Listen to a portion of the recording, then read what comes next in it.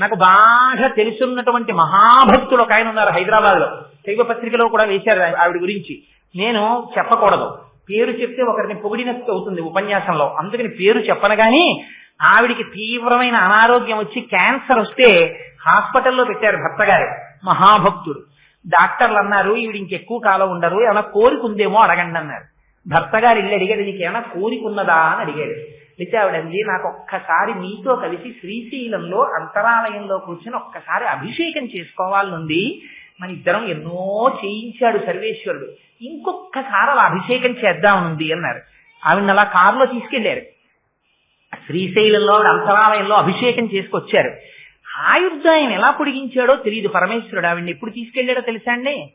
మహాశివరాత్రి నాడు ఉపవాసం ఉండి మధ్యాహ్నం వరకు శివలింగానికి అభిషేకాలు చేసుకుని సాయంకాలం మహాశివరాత్రి అని వాళ్ళ ఇంట్లో కొడుకులు కోడళ్ళు అందరూ భక్తులు ఉపవాసం ఉండి సాయంకాలం అందరూ కలిసి అసుర సంధ్య వేదలో ఆరాధన అయిపోయిన తర్వాత అయ్యవారి తీర్థం నోట్లో పుచ్చుకున్న తర్వాత భర్త గారు పంచ ఇంకా చొక్కా కూడా వేసుకోలేదు, ఉత్తరీయంతో లోపలికి వెళ్ళిపోతుంటే ఆవిడ పిలిచామండి, ఏదోదో ఉంది ఒక్కసారి నా పక్కన కూర్చోండి అన్నారు. కూర్చుంది.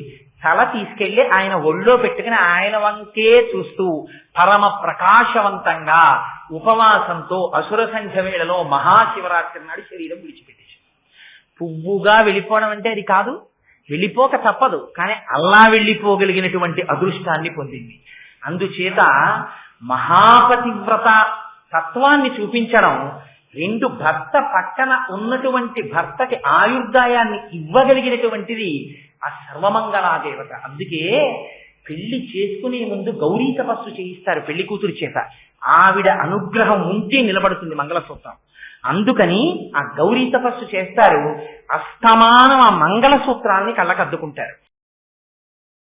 స్త్రీ స్వరూపంగా దేవతారాధనము చేసినప్పుడు కేశాది పాదాది పర్యంతం చేస్తారు అని అంటే అమ్మవారి యొక్క తలని ముందు దర్శనం చేసి అక్కడ నుంచి క్రిందికి వచ్చి పాదాల వరకు దర్శనం చెయ్యాలి. అది ఉపాసనా విధానం.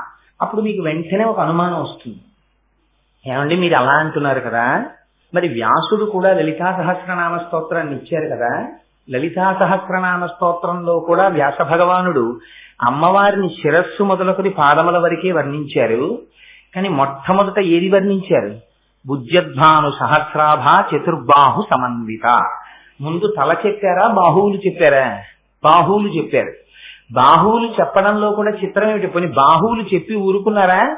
రాగస్వరూప పాశాఢ్య క్రోధాకారాంకుశోజ్వల మనోరూపేక్షుకోదండ పంచతన్మాత్రశాయక నిజారుణ ప్రభాపూర మధ్య బ్రహ్మాండ మండల అని చంపకాశోక పున్నాగ సౌగంధికల సత్కచ అన్నారు. ముందు చేతులు చెప్పి చేతులలో ఉన్న ఆయుధాలు చెప్పి ఆ తర్వాత వచ్చినటువంటి కాంతి చెప్పి అప్పుడు తల చెప్పారు. అలా ఎందుకు అసలు ఆ తల గురించి చెప్పే ముందు చేతులు చెప్పి తల చెప్పడం ఏమిటి? మరి అవతల ఉపాసనా విధానంలో మనం ఏమంటున్నాం? కేశాది పాదాది పర్యంతం చెయ్యాలంటున్నాం. మరి అలా చెయ్యవలసి వచ్చినప్పుడు ముందు తల చెప్పాలి కదా, అలా చెప్పలేదే, బాహువులు చెప్తున్నారు. శంకరులు కూడా సౌందర్యలహరిలో ధునౌతుధ్వాంతం నస్తులిత దళితేందీవరవనం అన్నారు. ఇలా మార్చి చెప్పడం వెనక అసలు ఏదైనా రహస్యం ఉందా, లేకపోతే అది మామూలుగా సామాన్యంగా చెప్పేసిందేనా? వ్యాస భగవానుడంతటి మహాపురుషుడు ఏదో లేకుండా అది చెయ్యరు, కానీ ఆ విషయం ప్రస్తావన చెయ్యకుండా అలా చెప్పారు. ఎందుకు అలా చెప్పడం? మీరు ఎవరినో ఒకరిని అడిగి దానికి సంబంధించిన రహస్యాన్ని తెలుసుకోవాలని దాన్ని అలా నిక్షిప్తం చేశారు.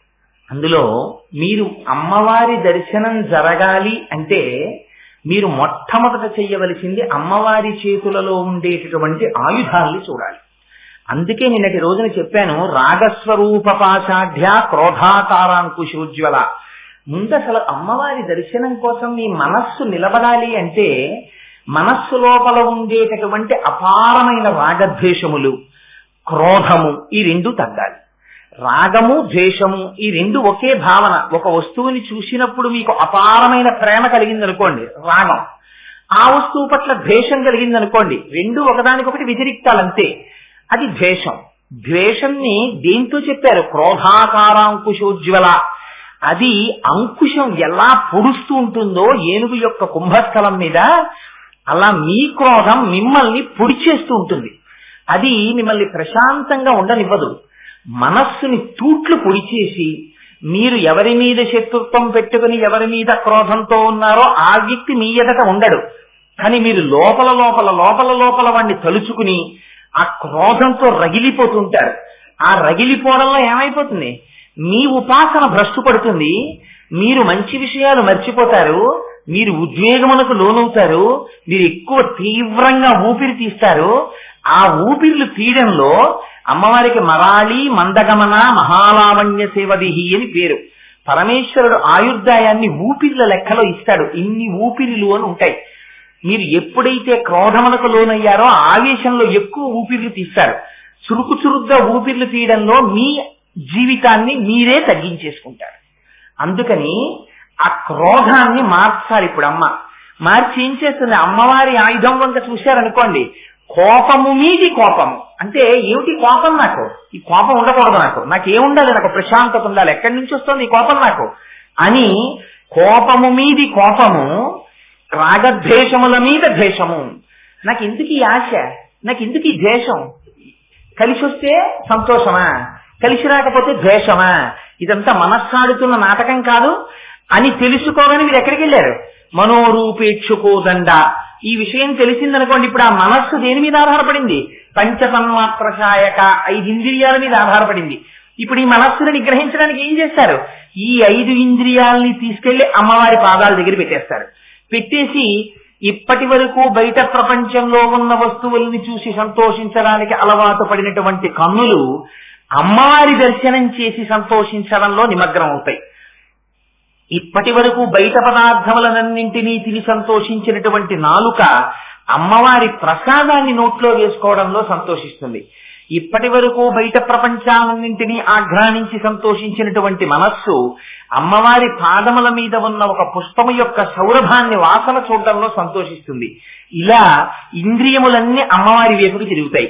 అమ్మవారి వైపుకి తిరగగానే మీకు ఏది దర్శనం అవ్వాలి, అపారమైనటువంటి కాంతి. లలితా సహస్రంలో అయితే ఎందుకని అమ్మవారు ఆవిర్భవిస్తోంది హోమగుండంలోంచి, ఆవిడ వచ్చే ముందే పెద్ద కాంతి వచ్చింది.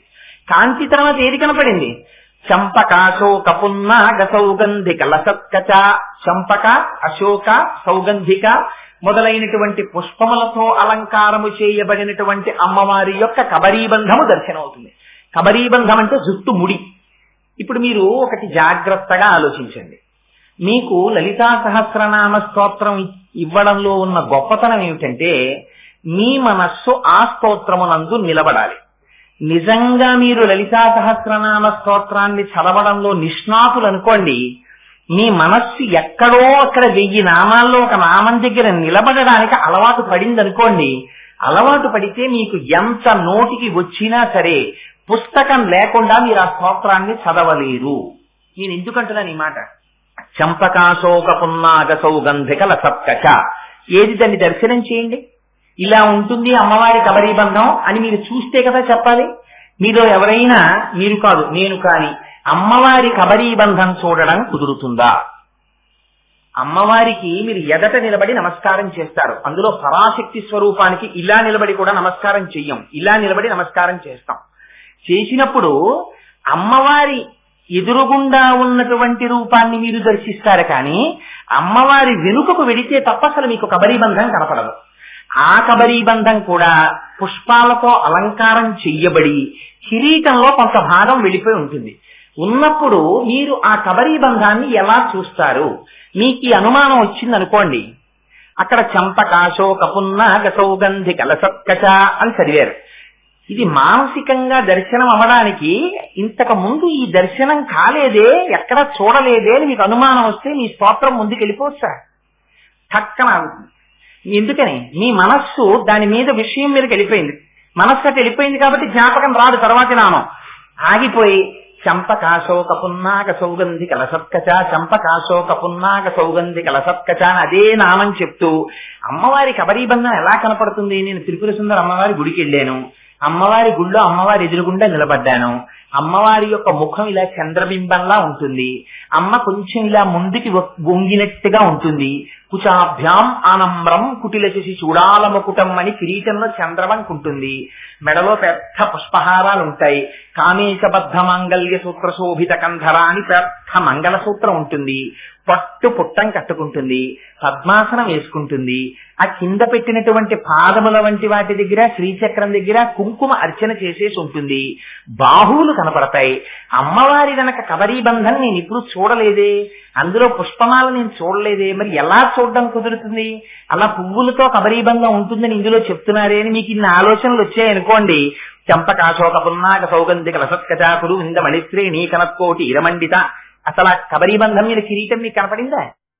ఆ కిరీటం పక్కన పెడితే కదా కబరీబంధం కనపడితే తర్వాత మళ్ళీ కిరీటం పెట్టి మీరు చూసేది. ఇదే చూడని వారు మీరు అదెక్కడ చూశారు? మరి మీరు చూడడానికి అవకాశం లేని విషయాన్ని ముందెత్తుకున్నారు వ్యాసుల వారు. అసలు అక్కడ రహస్యం అంతా ఉంది. అందుకని అబ్బాయి, అది ఈ కంటితో చూసేది కాదు. విగ్రహం అయినా సరే వెనక్కి వెడితే నీకు కబరీబంధం కనపడుతుంది. త్రిపుర సుందర అమ్మవారి గుడిలోకి వెళ్ళి అయ్యా ఓసారి అమ్మవారి విగ్రహం వెనకాతలకు ఎడతానండి అని మీరంటే పంపుతారా? పంపరు. మరి మీరు ఎప్పుడు చూస్తారు? ఇంకా అందుకే దర్పణ దర్శనము అని ఒకటి చేయిస్తూ ఉంటారు. సరే, అది పక్కన పెట్టండి. ఇది మీరు ధ్యానము చేత మాత్రమే అనుభవించవలే. అందుకని ఆ నామం ఏమిటి? ఆ నామము బాహ్యమునందు దర్శనీయము కాదు. మీరెవ్వరూ బెంగ పెట్టుకోకండి. ఎందుకంటే ఇవాళ ఒక రహస్యం ఉంది. అమ్మవారి నామంలో అమ్మవారి కబరీబంధానికి ఉన్న మొట్టమొదటి లక్షణం ఏమిటో తెలుసా అండి? ఘనం, నల్లటి మబ్బు ఎలా ఉంటుందో అలా ఉంటుంది అమ్మవారి యొక్క కబరీబంధం. అందుకని అవన్నీ వచ్చి అదంతా అమ్మవారి యొక్క కబరీబంధ దర్శనం. అందుకని అది కురిసిన శ్లక్షణం జిగురు జిగురుగా అలాగే ఉంటుంది. అమ్మవారిది ఆ నూనె రాసి మిరిసిపోతున్నట్టుగా ఉంటుంది. అందుకని ఇవాళ నల్ల మబ్బులు వచ్చాయి.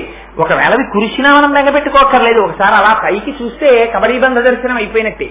చేసేసి మనం లోపలికి వెళ్ళి కూర్చుంటాం. అమ్మ మనకి ఇక్కడే మళ్ళీ వేరే ఏర్పాటు చేసింది. పిల్లలు ఎక్కడ తడిసిపోతారో అని అమ్మకి బెంగ. అందుకని ఇక్కడే గొడుగట్టు కూర్చుంది అమ్మ. మనం ఆ గొడుగు కిందకి వెళ్ళిపోతాం. ఏం బెంగలేదు మనకి. అందుకని ఇదిగో ఈ రహస్యాన్ని చెప్పడానికి ఇప్పుడు మీకు ఈ దర్శనం ఎలా అవుతుంది? కేవల ధ్యానము వలన. అలా ధ్యానం చేసి అమ్మవారి కబరీబంధాన్ని చూశారనుకోండి, ఏమవుతుంది? మీరు సాధారణంగా స్త్రీ యొక్క కేశపాశాన్ని చూశారనుకోండి. నేను ఇలా అన్నాను అని మీరు అనుకోకండి. వేదిక మీద కూర్చుని కోటేశ్వరరావు ఇలా అన్నారు ఏంటి అని అనుకోకండి. నేను తేడా చెప్పడానికి చెప్పానంతే. ఒక స్త్రీ కేశపాశమును చూస్తే పురుషుడికి వ్యామోహం కలుగుతుంది. అమ్మవారి యొక్క కేశపాశములతో కూడిన కబరీబంధాన్ని చూస్తే ఏం కలగాలి? మరి కబరీబంధం మీద ఎందుకంత దృష్టి పెట్టి ఆ నామాన్ని మొట్టమొదటే దర్శనం చేయించినట్టు అంటే, అసలు మీరు ముందు మీలో ఉన్నటువంటి రాగద్వేషాల్ని, మీలో ఉండేటటువంటి క్రోధాన్ని, మీలో ఉన్న ఇంద్రియాల్ని, మీ మనస్సుని తిప్పి అమ్మవారి పాదముల దగ్గర పెడితే తప్ప, భక్తితో నిలబడితే తప్ప మీకసలు కబరీబంధ దర్శనం అవదు. కబరీబంధ దర్శనము అవనంత కాలము అజ్ఞానము పోనట్టే. అజ్ఞానము పోనప్పుడు లలితా సహస్రంలో మిగిలినవి చదివినా మీకు దర్శనము కానట్టే. ఎందుకని? ఈ రహస్యాన్ని శంకరాచార్యుల వారు సౌందర్యలహరిలో విప్పారు. ఎలా విప్పుతారో చూడండి దాని అందం.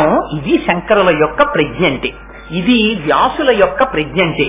అందుకని ఆ వ్యాసుడు ఆ లలితా సహస్రంలో ఇచ్చిన నామంలో ఉన్న గుంభనమైన రహస్యాన్ని పుణికిపుచ్చుకుని శంకరులు సౌందర్యలహరిలో అంటారు, ధునోతుధ్వాంతం నస్తులితదలితేందీవరవనం ఘన స్నిగ్ధశ్లక్షణం చికుర నికురంబం తవ శివే యదీయం సౌరభ్యం సహజముపలబ్ధం సుమనసో వసంతస్మిన్ మన్యే వలమధన వాటీ విటపినా. ఎంత అద్భుతమైన శ్లోకం అంటే, ఈ శ్లోకాన్ని ప్రతిరోజు మీరొక్కసారి జ్ఞాపకం చేసుకుని మానసికంగా శంకరాచార్యుల వారు చెప్పినటువంటి శ్లోకార్థాన్ని లోపల మననం చేస్తే దాని ప్రభావం చేత మీకు తెలియకుండా మీ అజ్ఞానపు చీకట్లు విచ్చిపోతాయి. శంకరులు మొట్టమొదటే ప్రయోగించేశారు. వ్యాసులు చంపకాశోక పున్నాగ సౌగంధిక లసత్కచ అని వదిలేశారు. శంకరులు అన్నారు ధునోతుధ్వాంతం నః. ఆయన యొక్క జగత్తు మీద ఆయనకున్న కృప చూడండి. అందుకని వారు జగదాచార్యులయ్యారు. అజ్ఞానం శంకరాచార్యుల వారికి ఉందండి. శంకరులు రాశీభూతమైనటువంటి జ్ఞానము, రాశీభూతమైనటువంటి జ్ఞానమైన శంకరులు, అందున శంకరులు నడిచి వచ్చినటువంటి అమ్మవారి స్వరూపం. ఎందుకని పార్వతీ పరమేశ్వరుల ఇద్దరిలో పరమశివుడు నిర్గుణ బ్రహ్మమై ఉన్నప్పుడు ఆయన అసలు కదలడు. అమ్మవారితో కలిసి అమ్మవారు కదలిక తీసుకొస్తే కదులుతాడు. కదులుతున్న శంకరులంటే పార్వతీ పరమేశ్వరుల యొక్క కూడిన స్వరూపం అది. అటువంటి శంకరులకి అజ్ఞానం ఉంటుందా? ఉండదు. కానీ నహ అంటారు మాకు, అమ్మా ధునో ఉద్వాంతం చెదరగొట్టేయమ్మా అన్నారు. దీన్ని అజ్ఞానం అనేటటువంటి చీకటిని తొలగొట్టాలి. నువ్వు ఎలా తొలగొట్టాలి? ధునోతుద్వాంతం తులిత దళితేందీవరవనం, నల్ల కలువల తండమును ఒకదాన్ని ఊహించమన్నారు. అంటే మీరు ఏ రైల్లో ఉన్నా వెడుతున్నప్పుడు సాధారణంగా ఇలాంటి సన్నివేశాలు కనిపిస్తాయి. ఒకనాడు ఈ పట్టణానికి కోకనదము అని పేరుట, ఎర్ర తామర పూలతో నిండిపోయి ఉండేది కాబట్టి ఎక్కడ చూసినా. ఇవాళ అలా ఎక్కడా కనపడదు మీకు. అందుకని నల్ల కలువల తండం ఒకటి ఉందనుకోండి. అంటే మీరు ఈ ఒడ్డున నిలబడితే ఒక పెద్ద చెరువులో ఒకదాన్ని ఊహించండి. ఆ చెరువులో ఎప్పుడైనా మీరు సామర్లకోట నుంచి కాకినాడ వస్తుంటే కాలవ నీటిలో గుర్రపు డెక్క మొక్క అని పెరిగిపోతుంది. పెరిగిపోతే ఇంకా కాలవ కనపడదు మీకు, గుర్రపు డెక్క మొక్కే నిండిపోతుంది. తెలియని వాడు ఇవన్నీ మొక్కలే, కింద నీళ్లు లేవు అనుకుంటాడు. అలా మీరు ఇక్కడి నుంచి చూస్తే మీ కంటికి కనపడినంత దూరాన్ని ఒక పెద్ద సరోవరాన్ని ఊహించండి. ఆ సరోవరం నిండా ఒకదాని పక్కన ఒకటి, ఒకదాని పక్కన ఒకటి, ఒకదాని రేకుల్లో ఒకటి రేకులు పెట్టేసుకుని అరవిరిసిపోయాయి అనుకోండి నల్ల కలువలు. ఇక్కడి నుంచి మీరు నిలబడి చూస్తే అన్ని నల్ల కలువలే. అలా చెరువంతా కనుచూపు ఇటు తిప్పి చూసినా అటు తిప్పి చూసినా నల్ల కలువలతో నిండిపోయి ఉందనుకోండి సరోవరం. అసలు ఆ నల్లటి కలువల్ని చూసేటప్పటికీ మీ కంటికి చల్లదనం కలుగుతుంది. ఎందుకని? ఆ నల్ల కలువకున్నటువంటి శక్తి అటువంటిది. ఇప్పటి వరకు మీ కన్ను రాగద్వేషములకు అలవాటు పడిపోయింది. ఇలా చూడగానే ఒకసారి ప్రీతి, ఒకసారి అప్రీతి, దీనికి అలవాటు పడింది ఈ కన్ను. ఈ కన్ను అమ్మవారి యొక్క జుట్టుని చూసేటప్పటికీ ఆ జుట్టు ఎలా ఉంటుందిట? అది పెద్ద నల్ల కలువల తండంలా ఉంటుందిట. అన్ని నల్ల కలువలు విరబూసేస్తే ఎలా ఉంటుందో అలా ఉందమ్మా నీ జుట్టు. అటువంటి జుట్టుని నేను చూస్తున్నాను. అయితే జుట్టు అనేటప్పటికీ మనకు ఒక అనుమానం వస్తుంది. అమ్మవారు చాలా పెద్ద అమ్మ కదండి. అమ్మలగన్నయమ్మ, ముగురమ్మల మూలపుటమ్మ, చాలా పెద్దమ్మ, సురారులమ్మ, కడుపారడి బుచ్చినయమ్మ, తన్నులు నమ్మిన వేల్పుటమ్మల మనంబున ఉండెడియమ్మ, దుర్గమాయమ్మ, కృపాబ్ధినిచ్చుట మహత్వ కవిత్వ పటుత్వ సంపదల్లని కదా పోతన గారు అన్నారు. వ్యాస భగవానుడు లలితా సహస్రనామ స్తోత్రంలో అమ్మవారిని పూర్వజ అని పిలిచాడమ్మ, అన్నింటికన్నా ముందు పుట్టిందానివి అన్నారు. మరి అంత పెద్దది కదా అమ్మ, అంత పెద్దది కాబట్టి అమ్మ జుట్టు ఈ పాటికి తెల్లబడిపోయి ఉంటుంది కదా. అందుకని అమ్మ జుట్టు తెల్లగా ఉండాలి. కానీ మనకు వచ్చే వెంటనే అనుమానం ఎందుకని? మనం ఏది ఆలోచించినా ఇతపూర్వం మన మనస్సుకు ఉండేటటువంటి అనుభవంతోనే మనస్సు ఆలోచిస్తుంది. అందుకని వెంటనే అంటుంది నమ్మితి నామనంబున సనాతనులైన ఉమామహేశ్వరులన్ అని కదా రుక్మిణీదేవి అంది. అంత సనాతనులైన ఉమామహేశ్వరులకి అమ్మవారి జుట్టు ఇప్పుడు నల్లగా ఉంటుందా? తెల్లగా అయిపోతుంది, పండు ముత్తైదులాగా. మరి అదేమిటండి శంకరాచార్యుల వారు నల్ల కలువల తండల్లా అంత నల్లటి జుట్టు ఉందంటారు. అలా ఎలా ఉంటుంది అమ్మవారికి? మీ మనస్సు వెంటనే ప్రశ్న వెయ్యాలి. ఈ ప్రశ్న వేసిందనుకోండి మీ మనస్సు అందులో నిలబడుతోందని గుర్తు. ఆ నిలబెట్టడానికి శంకరులు ఎంత ప్రయత్నం చేస్తున్నారో చూడండి. ధునోతుధ్వాంతం తులిత దళితేందీవరవనం. అమ్మా నల్ల కలువల తండం లాంటి జుట్టు. ఈయన నల్లగా ఉండడం ఏమిటండి మరి అంటే, అమ్మవారు సాక్షాత్తుగా పరాశక్తి స్వరూపం ఆ తల్లి. ఆ తల్లి మనలా కాలగతికి లొంగిపోయేటటువంటి స్వభావం ఉన్నది కాదు ఆవిడ. అందుకే ఆవిడ ఆ ఇద్దరిని సూర్యచంద్రులిద్దరిని తపనోడుపమండల వాళ్ళిద్దరిని చెవులకి ఆభరణముల కింద ధరిస్తుంది. సూర్యచంద్రులిద్దరూ అమ్మవారి చెవులకి ఆభరణములైతే మనందరం దేని వల్ల పడిపోతున్నాం? సూర్యుడు ఉదయించి సూర్యుడు అస్తమిస్తుంటే సమయం అయిపోతూ ఉంటుంది, రోజులు. మనం సంతోషపడిపోతుంటాం, అబ్బా సూర్యుడు ఉదయించాడు సూర్యుడు అస్తమించాడని. కానీ సూర్యోదయ సూర్యాస్తమయాల్లో మన ఆయుర్దాయాన్ని తినేస్తాడు పరమాత్మ. తినేస్తే మన శరీరములు పడిపోతాయి. కానీ అమ్మవారు ఆ సూర్యచంద్రులిద్దరూ అమ్మవారికి ఆభరణములుగా ఉన్నారు. అందున ఈ శ్లోకం చెప్పుకునేటప్పుడు వర్షం పడడం సాక్షాత్తుగా అమ్మవారు మన తల మీద అక్షతలు కురిపించినట్టు. అందుకని సంతోషంగా బయలుదేరండి చక్కగా అందులో. ఓం మాణిక్య వీణాం ఉపలాలయంతీం మదాలసాం మంజుల వాగ్విలాసాం మహేంద్ర నీలద్యుతి కోమలాంగీం మాతంగ కన్యాం మనసా స్మరామి. అందుచేత శంకరులు అన్నారు, ధునోతుధ్వాంతం నస్తులిత దళితేందీవరవనం.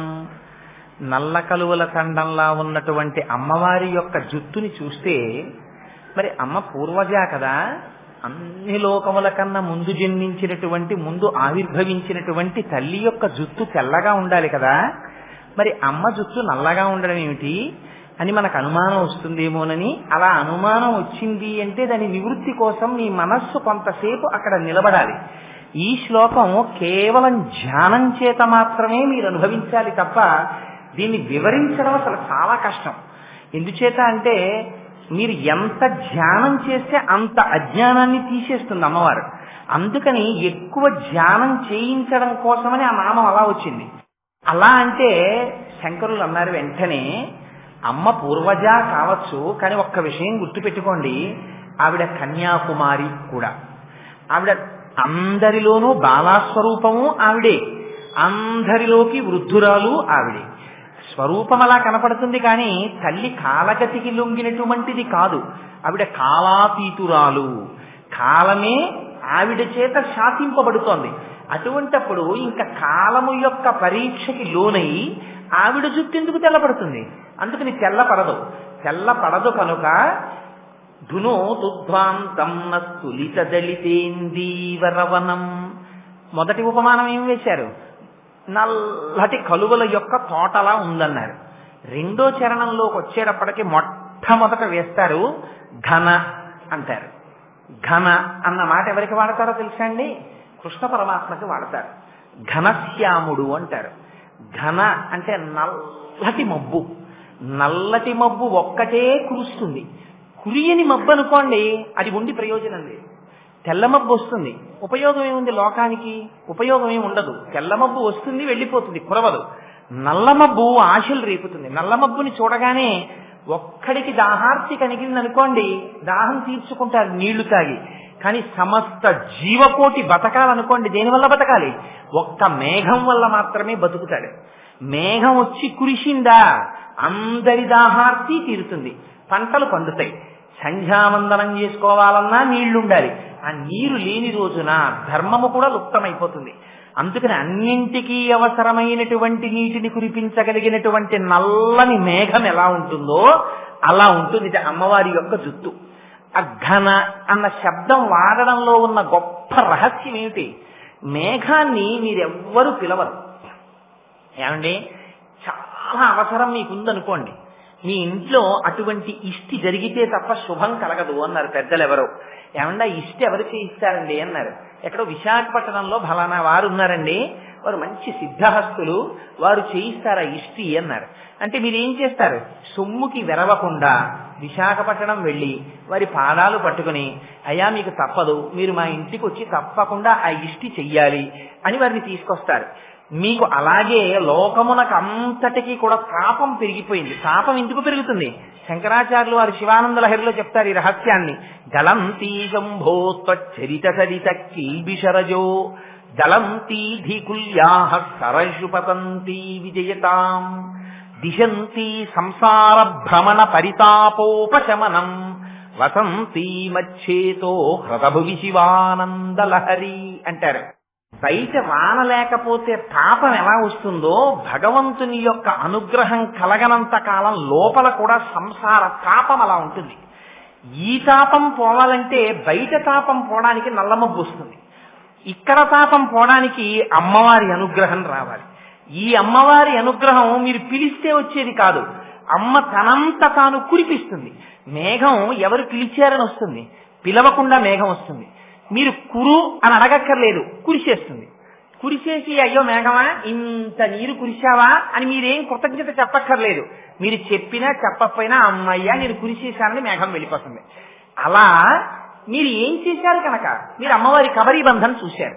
చూసినంత మాత్రం చేత అయ్యో నా కోసమని వచ్చి ఏమిటి కబరీ బంధం చూడడంలో గొప్పతనం, అదే నేను చెప్పింది. కబరీ బంధం మీరు ఈ కంటితో అమ్మవారి వెనక్కి వెళ్ళి ఎప్పుడూ చూడరు. మీరు అమ్మవారి మూర్తిని ఇలా చూశారనుకోండి, ఎక్కడైనా ముద్ర వేసిన దాన్ని ఫోటోలు అంటే నాకు ఇష్టం ఉండదు, అమ్మవారే నా దృష్టిలో. అందుకని నేను ఫోటో అన్న మాట వాడడానికి అంత ఇష్టపడ్డాం. చూస్తే మీకు ముందు భాగం కనపడుతుంది, వెనక్కి తిరిగిన భాగం మీకు ఎలా కనపడుతుంది? మీకు కనపడదు. అంత కోరిక ఉంటే చూడాలని ఒక్క చోట చూడడానికి కుదురుతుంది. మీరు ఎప్పుడైనా ర్యాలీ వెళితే అక్కడ ముందు జగన్మోహనుడిగా ఉన్న స్వామికి వెనక్కాతలకి మీరు వెళితే జగన్మోహినిగా ఉంటుంది. అక్కడ మీరు కబరీ బంధాన్ని చూడొచ్చు.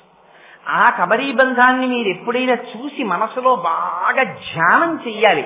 ఇక్కడ జ్ఞాపకం ఉండాలి.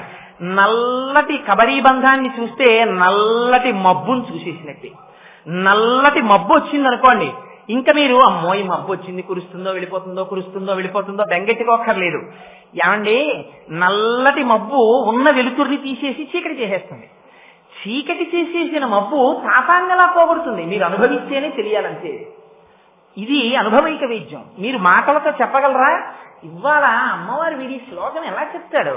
కష్టం కదా, శంకరులు ఇచ్చారు కానీ నేను చూపిస్తాను ఏమిటో అంది. అందుకని ఘన అన్న మాటకి నిర్వచనం ఏమిటో మబ్బు రూపంలో వచ్చి చెప్పేసింది ఆవిడ. ఇంకా నేనేం చెప్పను.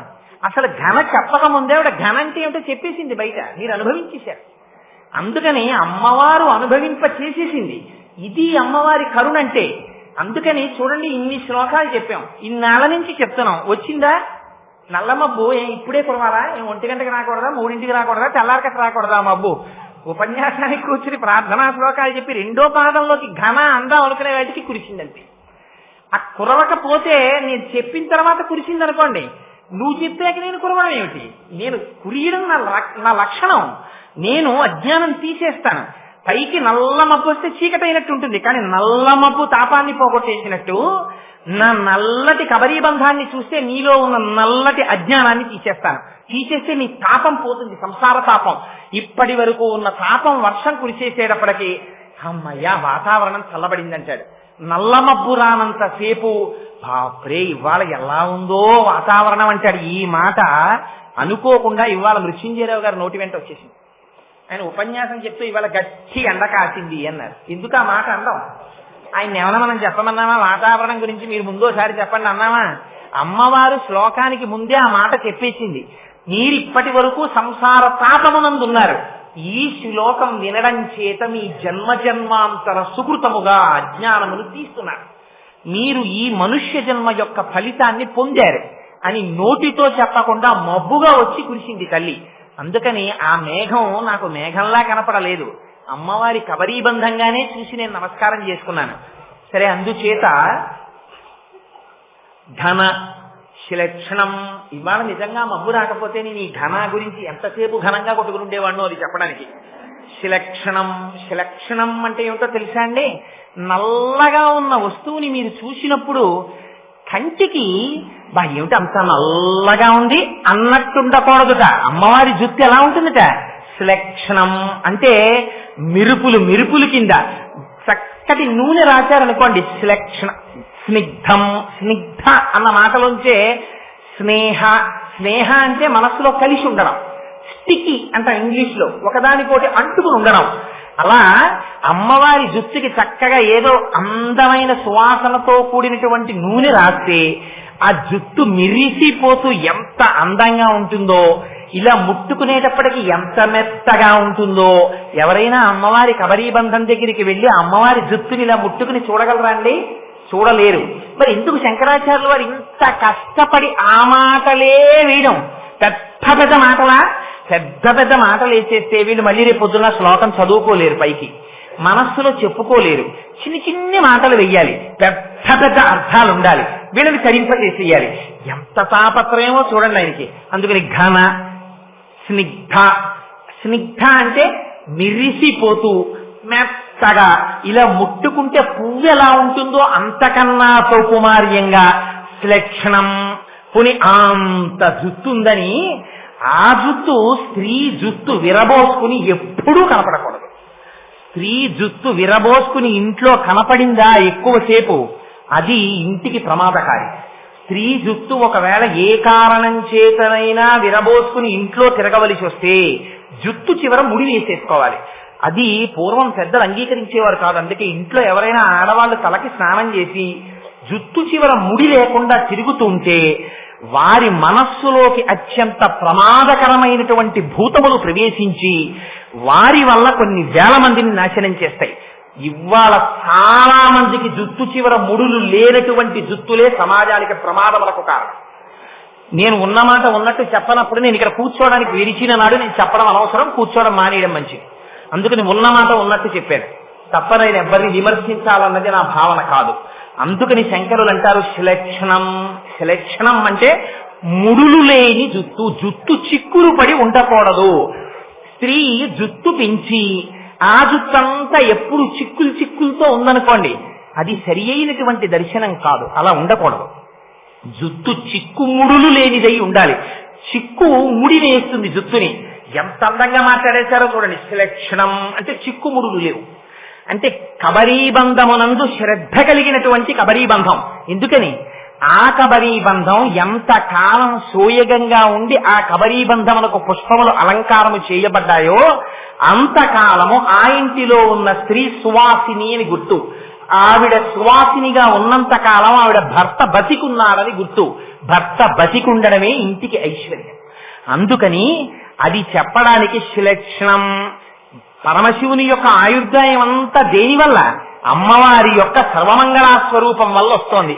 ఇదిగో ఇది చెప్తున్నారు శంకరాచార్యులు శిలక్షణం. అందుకని చిక్కులు లేనటువంటి జుత్తు కలిగినటువంటి తల్లి.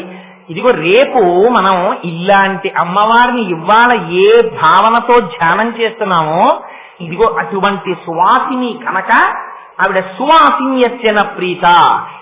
ఎవరికి సువాసినీత్వం ఉన్నదో ఆ సువాసినీత్వము అమ్మవారి అనుగ్రహం ఉన్నంతసేపు ఉన్నదని గుర్తు. అందుకని రేపటి రోజున నామములు చెప్పే వాళ్ళందరూ సువాసినులు మాత్రమే చెప్తారు. మగవాళ్లు చెప్దామనుకున్న వాళ్ళు చొక్కాలు తీసిన వాళ్ళు చెప్తారు. ఆడవాళ్లు చెప్పేవాళ్ళు సువాసినులు మాత్రం చెప్తారు. ఎందుకంటే సౌందర్యలహరికి అంతర్గతంగా చేస్తున్నటువంటి సువాసిని పూజ కనుక సువాసిని సువాసిన్యర్చన ప్రీత. కాని వారు చూస్తూ కూర్చోండి. అమ్మవారి చైతన్య కుసుమారాధ్య నేను ఇస్తాను అని మీకు నమ్మకం కలిగించడానికి వాళ్ళ ఆవిడ మొబ్బై కురిచేస్తోంది బయట. నన్ను నమ్మండి, నేను ఇలా కురుస్తాను మీకు అన్ని. అమ్మ అభయం ఇస్తోంది. అందుకని గుణోదుధ్వాంతం తులిత దళితేందీవరవనం ఘన స్నిగ్ధం శ్లక్షణం చికుర నికురంబం తవ శివే. అమ్మా నీ జుత్తుందే, ఆ కబరీ బంధం ఉందే, ఆ ముడి, ఆ ముడిని దర్శనం చేస్తుంటే అమ్మా మా మనస్సు పొంగిపోతోందమ్మా. లోపల ఉన్న అజ్ఞాన తిమిరములు ఎగిరిపోతున్నాయి. ఆ చీకటి, నల్లటి జుత్తు చూస్తే చీకటి ఎలా పోతుందండి? అదే నేను ఇందాక చెప్పింది. మబ్బు వస్తే చీకటి పెరగాలి కానీ తాపం ఎలా తగ్గిందండి?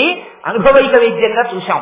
మీరు ధ్యానం చెయ్యండి అమ్మవారి కబరీ బంధాన్ని, అమ్మవారి అనుగ్రహం ఏమిటో మీరు అనుభవిస్తారు. అది ధ్యానంలో మాత్రమే మీకు తెలుస్తుంది.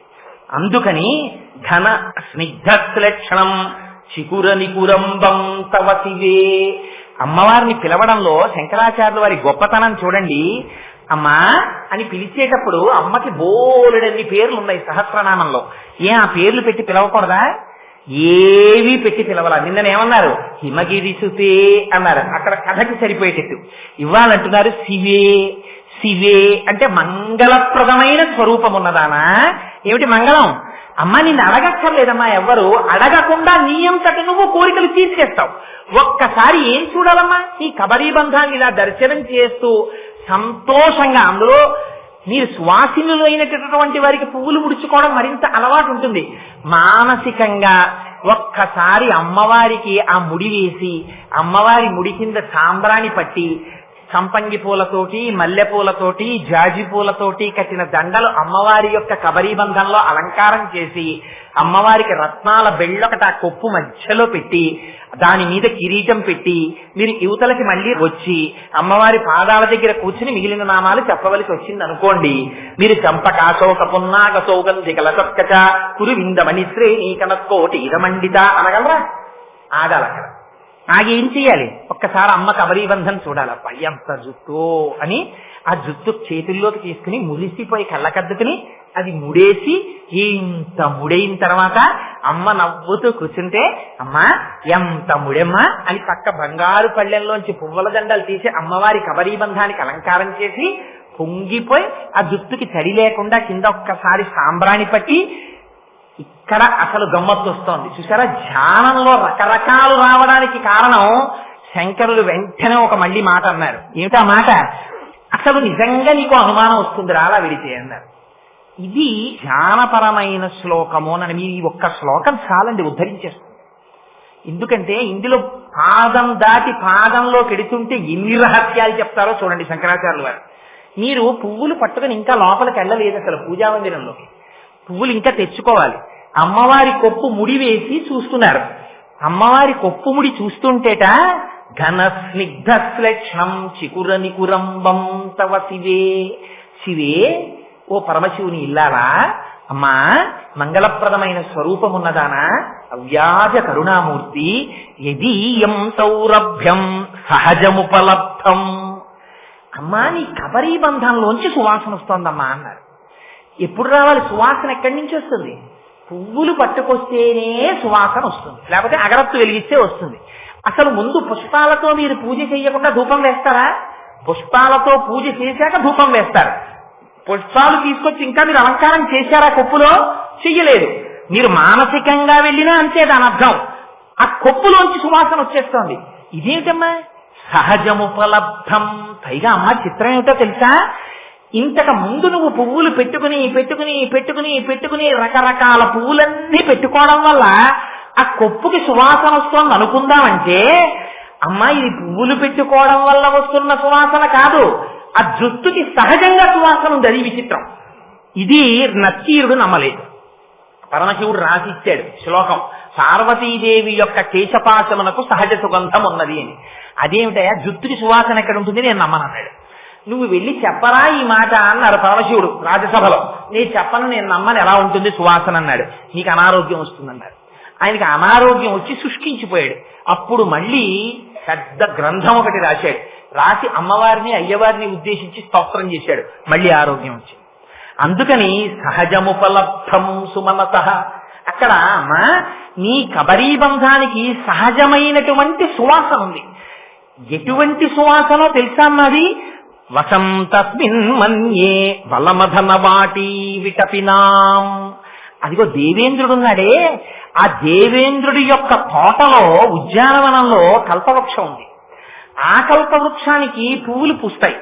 అందరూ కల్పవృక్షం దగ్గరికి వెళ్ళి మాకు కల్పవృక్షం పువ్వు దొరికితే బాగుండు తల్లో పెట్టుకుందాం అనుకుంటారు. ఆడవాళ్ళందరూ పువ్వులు వంక చూస్తారు. చూసి ఏమనుకుంటారు? ఇది ఐదోతనానికి గుర్తు, మేము సువాసినులం కదా, ఈ పువ్వు మేం కబరీబంధంలో పెట్టుకుంటాము అనుకుంటారు. కానీట కల్పవృక్షానికి పూసిన పువ్వులు అమ్మవారిని చూసి అనుకుంటాయిట, అబ్బా అమ్మవారు తీసుకెళ్లి మమ్మల్ని కొప్పులో పెట్టుకుంటే బాగుండు, అంత సువాసన కొప్పుకి ఎలా వస్తోందో మేం కనిపెట్టాలి అనుకుంటాయిట. ఇదమ్మా చిత్రం. సామాన్యమైన స్త్రీకి ఉండే కబరీబంధానికి నీ కబరీబంధానికి ఇది తేడా అమ్మా అన్నారు. ఎంత విచిత్రం! కల్పవృక్షానికి పూసినటువంటి పువ్వులు అమ్మవారి కొప్పులోకి వెళ్లి కూర్చుని అమ్మవారి కొప్పు నుంచి వచ్చేటటువంటి సువాసనలు పీల్చాలనుకుంటాయిట. ఇందులో రహస్యం ఏమిటో తెలుసా అండి? శాస్త్రోక్తంగా అమ్మవారి యొక్క ప్రాణప్రతిష్ఠ చేసి పూజ చేయబడినది అని గుర్తు ఏమిటో తెలుసా? అపారమైనటువంటి సుగంధం వస్తుంది. ఎక్కడా లేనటువంటి చిత్ర విచిత్రమైన పుష్పజాతుల నుంచి వచ్చేటటువంటి సువాసన ఏది ఉన్నదో, మరునాడు మీరు నిర్మాల్యం తీయడం కోసం పూజామందిరం తలుపులు తీసి లోపలికెడితే అరవిరిసినటువంటి చంపక, శోక, పున్నాగ, సౌగంధికములను పూజ చేస్తే ఎటువంటి సువాసనలు వస్తాయో అటువంటి సువాసనలు పూజామందిరంలోంచి వస్తాయి. అవి ఎక్కడి నుంచి వస్తాయి? అమ్మవారి యొక్క కబరీబంధంలోంచి వస్తాయి. ఎవరైనా ఈ శ్లోకం వింటున్నప్పుడు వాళ్ళ మనస్సు నిలబడింది అనుకోండి, అమ్మవారి కబరీబంధాన్ని మానసికంగా ఒక్కసారి దర్శనం చేశారనుకోండి, ఆ పువ్వులు కనపడినా, కబరీబంధం కనపడినా, ఆ జుత్తు కనపడినా, వాటి మెత్తతనం కనపడినా, వాటికి ఉన్న సువాసన మనస్సులో ఆఘ్రానించినా, దేవేంద్రుడి కల్పవృక్షానికి పూసిన పువ్వులు కూడా అందులో చేరడానికి చేసేటటువంటి ప్రయత్నాన్ని మనస్సులో ఊహించి, మా ఇంత గొప్ప కబరీబంధమా అని మనస్సులో అనుకున్నా తక్షణ ఫలితం ఏమిటో తెలుసా అండి? వచ్చిన మబ్బు కురిచేసినట్టు ధునో తుధ్వాంతం, అజ్ఞానం విరిగిపోతుంది, తీసేస్తుందంటే అమ్మ వారి మనస్సు భక్తి వైపుకి తిరిగిపోతుంది. ఇదిగో అలా చెయ్యగలిగిన అపారమైన శక్తి అమ్మవారి కబరీబంధానికి ఉంది. ఈ కబరీబంధం మనం మూర్తికి ముందు నిలబడి చూడలేం కనుక, దర్శనం చేసిన వారు కనుక శంకర భగవత్పాదులు, నేను దర్శనం చేసి దాచుకుంటే అది ఈ జాతికి ఎలా అందుతుంది శ్లోకం రాశారనుకోండి, మీరు ఆ శ్లోకం ఎన్ని మాటలు చెప్పండి, ఇది శంకరులు దర్శనం చేసిన స్థితి అని వస్తుంది ఆ శ్లోకానికి అర్థం. అలా అంటే వీళ్ళకి ఎలా పోతుంది అజ్ఞానం? అజ్ఞానం పోవాలని కోరుకున్నవాడు ఏమండి మబ్బొచ్చి మా ఇంటి పెరట్లో నూతులోనే కురిస్తే బాగుండి అనకూడదు. అంతకన్నా దారుణం ఇంకొకటి లేదు. మబ్బొచ్చి కురిస్తే ఎలా కురవాలి? మా ఊరంతా కురవాలి, మా దేశమంతా మబ్బులు కురవాలనాలి. అంతేకాని మబ్బు మా ఇంటి పెరట్లో నూతిలోనే కురవాలనం కదా. అందుకని అమ్మవారి కబరీబంధ దర్శనం అయిన నాడు ఏం కోరుకోవాలి? తను తన మాటలతో చెప్పడం చేత మానసిక దర్శనం చేసినటువంటి సమస్త లోకములకు అజ్ఞానము పోవాలని తాను కోరుకోవాలి. మబ్బు తన ఇంట్లో కురవకూడదు, అంతటా కురవాలని కోరినట్టు ధునో తుధ్వాంతం, అంతటా అజ్ఞానం పోవాలనాలి. అందుకని శంకరులు చూడండి, ధునో తుధ్వాంతం మా అందరికీ. ఏం శంకరులు ఒక్కరూ పెట్టుకోలేరా పేరు? పెట్టుకోరు. ఇది జగదాచార్యుల యొక్క కృప. మీరు ఎన్ని మాటలు శిరస్సు ఉంచి శంకరాచార్యులు వారికి నమస్కరిస్తే మీరు వారి రుణం తీర్చుకోగలుగుతారు. ఇది శంకరుల యొక్క అపారమైన ప్రజ్ఞాస్వరూపం ఈ శ్లోకం. అందుకని అంత గొప్ప శ్లోకాన్ని మనకి శంకరులు అందించారు సౌందర్యలహరిలో. సరే, ఇంకొకసారి ఆ శ్లోకాన్ని అంటాను. ఇవాళ నాకు భారం అంతా ఎక్కడ తగ్గిపోయిందంటే, 1కి 10 మాటలు నేను అమ్మవారికి కృతజ్ఞతలు చెప్పుకుంటున్నాను. ఆ మబ్బు వచ్చి కురియడంలో తగ్గిపోయింది నాకు. నేను ఇంత వివరణ చెయ్యక్కర్లేకుండా అయిపోయింది. అందుకని ధునో తుధ్వాంతం స్థులిత దళితేందీవరవనం ఘన స్నిగ్ధశ్లక్షణం చికుర నికురంబం తవ శివే యదీయం సౌరభ్యం సహజముపలబ్ధం సుమనసో వసం తస్మిన్ మన్యే బలమధన వాటి విటపినాం. కాస్త తప్పులు లేకుండా ఉచ్చారణ చెయ్యగలిగినటువంటి ప్రతివారు, ప్రత్యేకించి సువాసినులు, ఈ శ్లోకాన్ని నేర్చుకుని ప్రతిరోజు ఒక్కసారి చదువుకోవడం నేర్చుకోండి. నేర్చుకున్నారా? అమ్మవారి కబరీబంధాన్ని, ఆ పువ్వుల్ని చూశారా? జన్మ జన్మలకు యోగ్యుడైనటువంటి భర్త లభించి తరగని ఐదోతనంతో భర్త చేతులలో వెళ్ళిపోయేటటువంటి అదృష్టాన్ని పొందుతారు. అందుచేత అంత పరమోత్కృష్టమైన శ్లోకం. సరే, శంకరులు ఈ శ్లోకంలో చేసినటువంటి గొప్ప ప్రయోగాన్ని విన్నారు. ఇంకొక శ్లోకం, ఆ శ్లోకంలో శంకరాచార్యులు వారు అంటారు, ఒక్కొక్క శ్లోకంలో ఒక్కొక్క ప్రయోగం చేశారండి. అందుకే దానికి సౌందర్య లహరి. లహరి అంటే నీటి బుగ్గ పైకి తన్నినట్టు తన్నింది శంకరాచార్యుల వారి నుంచి తప్ప అది ఎక్కడో కూర్చుని ఆలోచించి ఇది ఎలా రాద్దాం అది ఎలా రాద్దామని రాసింది కాదు. వారు చేసిన దర్శనాల్ని తీసుకొచ్చి మనకు అందించారు. ఇంకొక శ్లోకం ఇస్తారు చూడండి శంకరాచార్యులు వారు. ఈ శ్లోకం కూడా మీరు మానసికంగా దర్శనం చేశారనుకోండి, అసలు దాని ఫలితాన్ని నేను చెప్పలేనన్నారు శంకర్. అసలు ఫలితం చెప్పాలా శంకరాచార్యులు వారు? అసలు ఫలితం చెప్పని శ్లోకం అది. విచిత్రం ఏంటంటే కబరీబంధ దర్శనానికి ధునోతుధ్వాంతం అన్నారు, అసలు ఆ శ్లోకానికి ఫలశ్రుతి చెప్పరు. అటువంటి శ్లోకం మీరు వినండి జాగ్రత్తగా. రణీజిత్వా దైత్యానపహృత శిరస్త్రైః కవచిభిః నివృత్యై చండాంశ త్రిపురహర నిర్మాల్య విముఖైః విశాఖేంద్రోపేంద్రో శశి విశద కర్పూర చకలాః అని వసం తస్మిన్ అని విలీయంతే మాతస్తవ వదన తాంబూల కబలాః. ఎంత గొప్ప శ్లోకం అంటే అది ఒక గొప్ప సన్నివేశాన్ని మీకు తీసుకొచ్చి చూపిస్తున్నారు శంకరాచార్యులు వారు. అమ్మవారు ఒకనాడు అంతఃపురంలో కూర్చుంది మణిద్వీపంలో. ఎక్కడో శత్రువులు రాక్షసులు బయలుదేరారు, అల్లరి చేస్తున్నారు. అల్లరి చేస్తుంటే అమ్మ మొట్టమొదట పిలిచిందిట. ఎవరిని పిలిచింది? విశాఖేంద్రోపేంద్రో విశాఖుణ్ణి పిలిచిందిట. విశాఖుడు అంటే ఎవరు?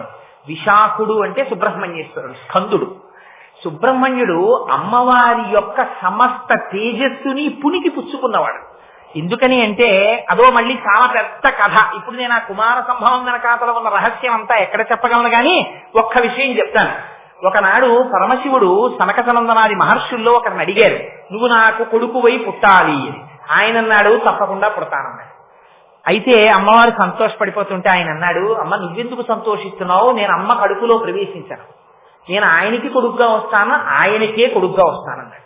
అదేంటి అలా ఎలా కుదురుతుందండి? అందుకే సుబ్రహ్మణ్యేశ్వర స్వామి వారి అవతారంలో పరమశివుని యొక్క వీర్యము పార్వతీదేవిలో ప్రవేశించదు. అసలు ప్రవేశించకుండా స్కందుడై స్ఖలనమైనటువంటి వీర్యంలోంచి ఆయన 6 ముఖాలతో విత్పత్తి చెందుతాడు. కానీ ఆవిడ ఒకటి అడిగింది, నేను తపస్సు చేసినటువంటి ప్రదేశం ఒకటి ఉంది, అక్కడ నా శరీరం నీరుగా ఉంది, నువ్వు ఆ సరస్సులోంచి బయటికి రావాలని అడిగింది.